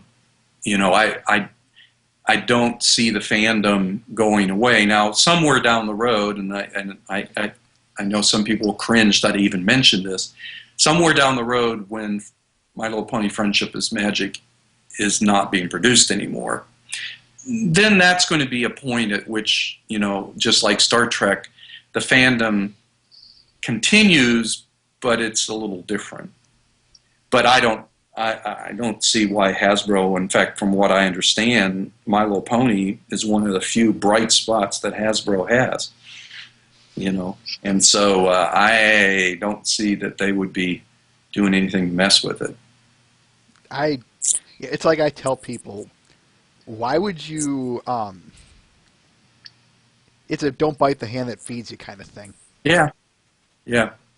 And I don't see why Hasbro would, I think they are trying to expand a little bit the whole Equestria Girl thing and that. And I don't see anything wrong with that. In fact, I told someone the other day, they were commenting about the Equestria Stomp video. And I said, hey, if it brings in a few more Pegasisters to the conventions, what's wrong with that? I do have to say one thing, having been at the BronyCon in Baltimore, that I noticed, different from the other two BronyCons that I was at, is there was, in my view, significantly more, what would you say, the target-aged individuals. There were significantly more young girls there, I thought, than I had seen in any of the others. And of course, along with them were the parents, which were always sort of humorous to watch the father standing there looking around like, what in the world am I doing here? And of course, who are all these people like me there? Yeah, I spent quite a bit of time. I'd often see them, and so I would purposely come up and start talking with them, and I think I kind of eased a number of their minds by, talking a bit about the Bronies and kind of what we've discovered in that. So, but the internet's crucial, and the internet will probably keep it alive even down the road when Hasbro decides not to make any new ones or something. But I can't see that for the foreseeable future.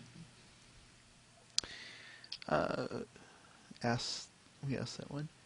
Mr. Ben asks, I'm just going to get all of his out of the way here.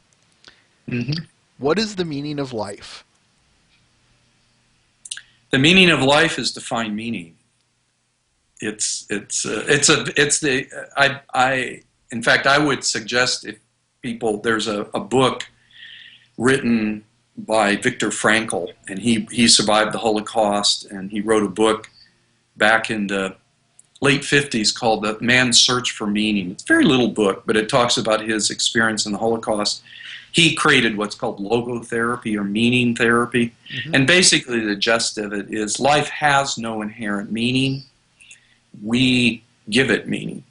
And so, and this is something I tell people, you know, for the bronies, the ponies give their life meaning. They can build you know, we know what they're all going to be doing in late November, you know, on Saturday morning. You know, and so you build your life around it. Look at this. It's consumed 2 hours of our time. People are watching. So some people, Bible study gives their life meaning. Some people, football gives their life meaning. Some people, it's a relationship. But we have to have something to give our life meaning. That's what gets us up in the morning. That's what gets us going. And so I think that's the key, is to find that thing that gives your life meaning. It is purpose that created us. Yeah. And we each have to find our own. Now, people will shop around, you know, they go here, they go there, but then they often end up finding, that isn't it. Not for me. And that one of the things that I in fact, it's a statement I make to my students, kind of one of my words of wisdom. I tell them, be certain but humble. Be certain, find the thing that gives your life meaning, find your passion and live it. If it's ponies, if it's art, if it's whatever, as long as it's not destructive, live it. But the humbleness comes, don't tell other people they have to live the same passion that you do. So I tell this to, you know, I mean, I sort of say, you know, people who condemn bronies don't realize that they have their passions, and they don't like it if somebody puts down, you know, the New York Yankees, or if somebody puts down Harry Potter, or if, you know, whatever it is that gives their life passion. So be certain, find your meaning, but be humble, because it will be only your meaning. Now, these next two are also from Mr. Ben. They kind of go off of each other. Mm-hmm. What's been the most impressive thing about the fandom you found? And what was the most shocking, as in frightening, unexpected, or... So I think that's both good or bad, thing you've ever experienced from the fandom. Well, the surprising, and I've kind of alluded to this, and it's something that Marcia and I still remember, in fact, when I was interviewing a brony, because at the very beginning, since there was nothing about the bronies out there, you know, scientifically, that the first thing you do is you do an in-depth interview. So I sat down with 4 different bronies at Barnes & Noble over coffee and just listened and just sort of said, so tell me about... And at one point, one of them said, we were kind of wrapping up, and I said, well, so is there anything that we haven't touched on about being a brony? Is there anything that... And he paused and he said, well, oh, yeah, WWPD. What would a pony do? And as soon as he said that, it's like the scientist in me, this little bulb went off, because I immediately recognized what that was. It's what we would call a guidance function. It's why a lot of people go to church. It's because they want God. You know, we have questions like, what should I do? What's the proper thing to do? You know, what should I consider? And with his making that statement, I never, of course, I also have to realize I had only watched, I think, maybe the first episode. So I purposely didn't watch a lot at first, because I really wanted to get the bronies to tell me. I didn't want to go in with preconceived ideas. So after I got a lot, then I went in and watched them. That's another good scientific way to approach things too, is don't expose yourself too much so that you get some preconceived ideas. But But I remember when I told Marcia, I think there's a guidance function. She was like, "What?" Because and in fact, I've had people react fairly negative. I had one person say, "No, no, no. There's only one place that you should find guidance." And of course, you can guess, especially being in the South, what they said that was. And that was probably the most surprising thing. But then after I watched more of the episodes and I saw the parable aspect, and then I realized, oh well, of course, it's built right in. But anybody who doesn't watch the show, that's going to be the last thing they guess. It's also one of the things they may react real negative to. No, no, no, no, no. You do not find guidance in cartoons. Well, you haven't seen this cartoon. Yeah, yeah. And shocking, it's always hard for me to answer a shocking question, and I guess I'd say it this way.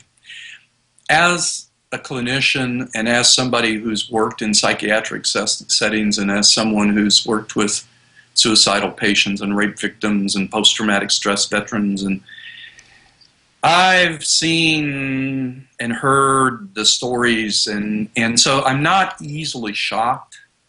And so I'd have to sort of say that there hasn't been anything per se, although there has been things that have really saddened me.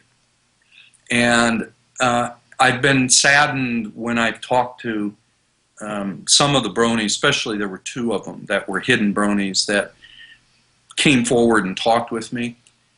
And it was painful because they were in so much pain. And it's a reminder to me that, there are a lot of people out there who are suffering. There are a lot of people who are incredibly lonely, who are just so incredibly lost. And some of them come to the bronies because, well, the message sounds wonderful, and, they're there at the convention and people are singing but they haven't found their answer, and they're not going to find it. So that saddens me a bit. And then some of the trolling, the stuff. I mean, I'm a little frustrated with those renegade bronies. Okay, yes, it's changed, but that doesn't mean you have to, be nasty about it. But then, but then they'll go off in some other fandom, and that's kind of the role that they'll sort of play in some other fandom too. So I haven't seen anything shocking. There is no big sort of underlying pathology or anything like that. And people's reactions to the bronies haven't surprised me that much, except, again, it's kind of saddening. It's like when you realize that the media, they're about, getting people's interest, whether it's entirely true, or not, Okay. Next question. Twilight Sprinkle asks, do you have any data on how older people, that is 30 years old or older, how do they view the show?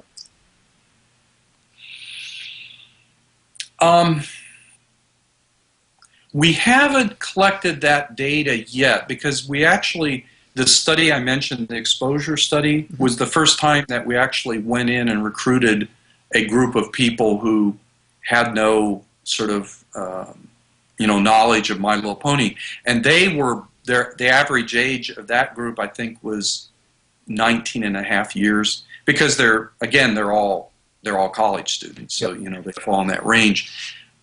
If I had to guess, and I guess somewhat from parents' reactions, and just also, I mentioned about the gender role issues, and that a lot of times people's initial reactions are shaped by sort of the gender roles.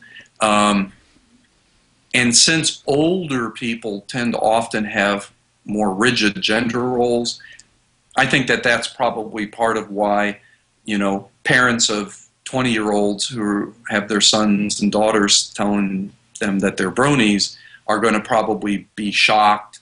No, this can't be true. It's sort of like, them saying they're gay or them saying, that it simply goes against the way they were raised in there. And boy, if you talk people my age, 50s and 60s, it's probably going to be even more pronounced. But again, there's that old wisdom, just wait long enough, and those 20-year-olds will be the 50-year-olds. Yep. But then, of course, their children will be shocking them with something. Who knows what? You can never see that far ahead. And there's another bit. Sorry, there's some feedback, so I'm trying to speak under it. Also notice it is 6 o'clock, so I don't know how much longer we want to go. So. I'm good for however long you are, good sir. Well, I can probably spend another 10 minutes. This is supposedly my Dr. Psychology makes supper night. Okay. And so maybe another 10 minutes or so, and then I probably need to get up there. I will search through, find an interesting question then. 2 minutes. I mean, I'm always willing to come back again. Sure. I have a hard time believing this is our last time, Professor. Yeah, I think so. Well, I told you, I'm also working on some other things that we may want to talk about at some point.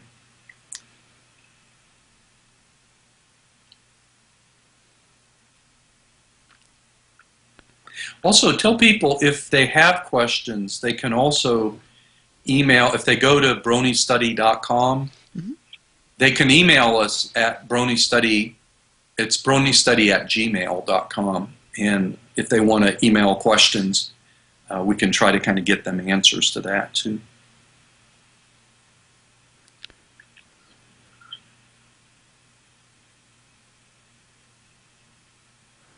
Ooh, that might work. No.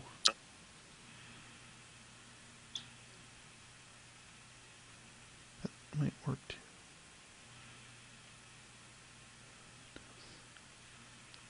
Well, while you're looking, let me put another little plug in for the longitudinal study. Go ahead and keep talking, good sir.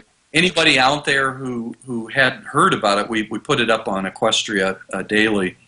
But if you're interested, go to Brony Study, and what we ask you to, there's a kind of a somewhat lengthy initial questionnaire, looks at some personality things and that. And then every 4 months, we will send you an email, and we'll have posted a small 4 or 5 questions, basically asking, where you at in your interest? Is it stronger? Is it weaker? And so we can kind of track and follow, and we can know who are the fans that are leaving and who are the fans that are staying and that kind of thing. So, and we'll be doing it right before that first small survey, right before season 4. So we'll have a pre-season 4, and then we'll do it right at the end. So we'll be able to tell how people are reacting to season 4 too. I'll be sure to throw that in the news when it comes up. Yeah, and people can go on and it's still open for people to do the initial survey, and that'll be up until probably November 1st. And then we'll switch over to the smaller one. All right. Here's the last question I have. From your results, you have a lot of your Matt the Shadow Man asks, your results seem to have a lot of male fans. Are you hoping to get more data in the future from more older female fans of the show and comparing it to the male fans? We are, let me just say this, we're in the process right now because we've been, 85% of the fans have been male. So, and since the primary reaction society has had is to the male fans who like it, that's why we've sort of primarily focused on the males. But we are, in fact, right now beginning to look at the data of the female bronies. And in fact, one thing we're doing is we're looking at, we've got 4 groups. We've got male bronies, male non-bronies, female bronies, and female non-bronies. And we want to sort of start to look. I can say this right now. I can't really go into too much detail, but we are finding that there are some differences. That the male bronies and the male non-bronies are not really different on most of our measures, and the male bronies and the female non-bronies aren't really that different. Really? But the female bronies are different. They have some different personality, and they're different in some of the sexual orientation stuff. So the female bronies appear to be somewhat of a different creature, sort of. So this is the first time we've ever even mentioned that, because we're just beginning to look at that data. So probably, in fact, our thought probably at the next BronyCon, we will present the data that we've got on the female bronies, and we'll also talk about the longitudinal study. So we'll be able to sort of talk about how things have changed even just over a year, and what was the impact of season 4 on people's. I mean, we'll be able to tell if season 4 hit a home run or if it's buttered into the finish line, you know. So. All right. Then I suppose that wraps it up. Well, thank you, Elliot, and thank you for everybody who's listened. Hopefully, when you're doing research and these things, the fun thing about, but it's also frustrating, is you answer one question, but you usually generate 2 or 3 new ones. So, ain't that the truth? Stay tuned, because we will be putting out more data, and like I said, particularly the longitudinal study, and we will have information coming out about the females. Let me just mention one thing that intrigues me, not just about female bronies, but I've noticed, having gone to some anime conventions, is that cosplaying, which we haven't really looked at that much, seems to be a phenomena that's much, much more prevalent among females. And so that may be a little bit of the clue about one of the differences, is that it's possible that for females there's more of an identity aspect involved. And for My Little Pony, most of the characters are female, so it'd make more sense that you'd see a lot more females walking around dressed as ponies than necessarily males in that. So it may be that we're thinking there may be some identity differences between males and female bronies as to how they approach the show and view it. But, all right, well, thank you, Elliot. I've got to get up and get going on supper. And actually, I think you can go ahead and do that, because I've already given you a lot of the post-interview questions that I do. So, okay, ladies and so Dr. Edwards, thank you for coming on again. This was a lot of fun. No, it is for me too. It's a hoot, and I look forward to the next time. Take care, good sir. Bye, Elliot, and bye to all the brony kind out there. Ladies and gentlemen, Dr. Edwards. I'm just going to wrap a few things up here, folks. Next week, we're planning on doing Season 2, Episode 3. Then the week after, well, I'm not going to say that. But I will say, just as I said, next week, Season 2, Episode 3. Now, I haven't decided if I want to. I'll ask you guys. I have been tempted several times to do a guest co-host with this episode. What do you guys think I should do?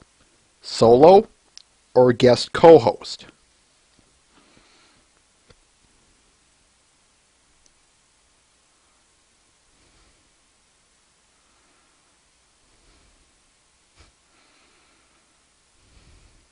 All the better for stroking, Golaka.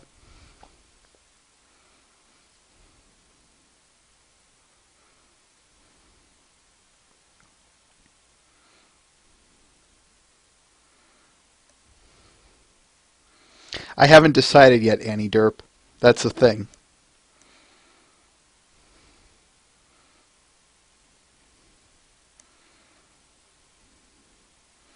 Seems very...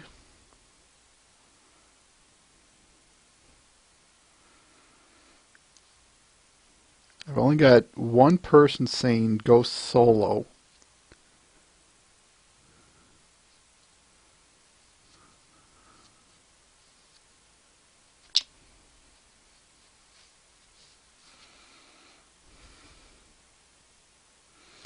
I'll think about it still. I see you guys are you're virtually unanimous saying do a guest co-host, but um, I'll think about it still. All right. So as I said, next week, season 2, episode 3. Hope you show up because that's going to be a big one to talk about. So, for all of us here at Babble with Bronies, we want to thank Professor Edwards for stopping by. For myself, Everlasting Joy, I also want to thank our good co-workers, Twilight is Magic and Mr. Ben. Thank you everyone for showing up, and we hope to see you next week. And until then,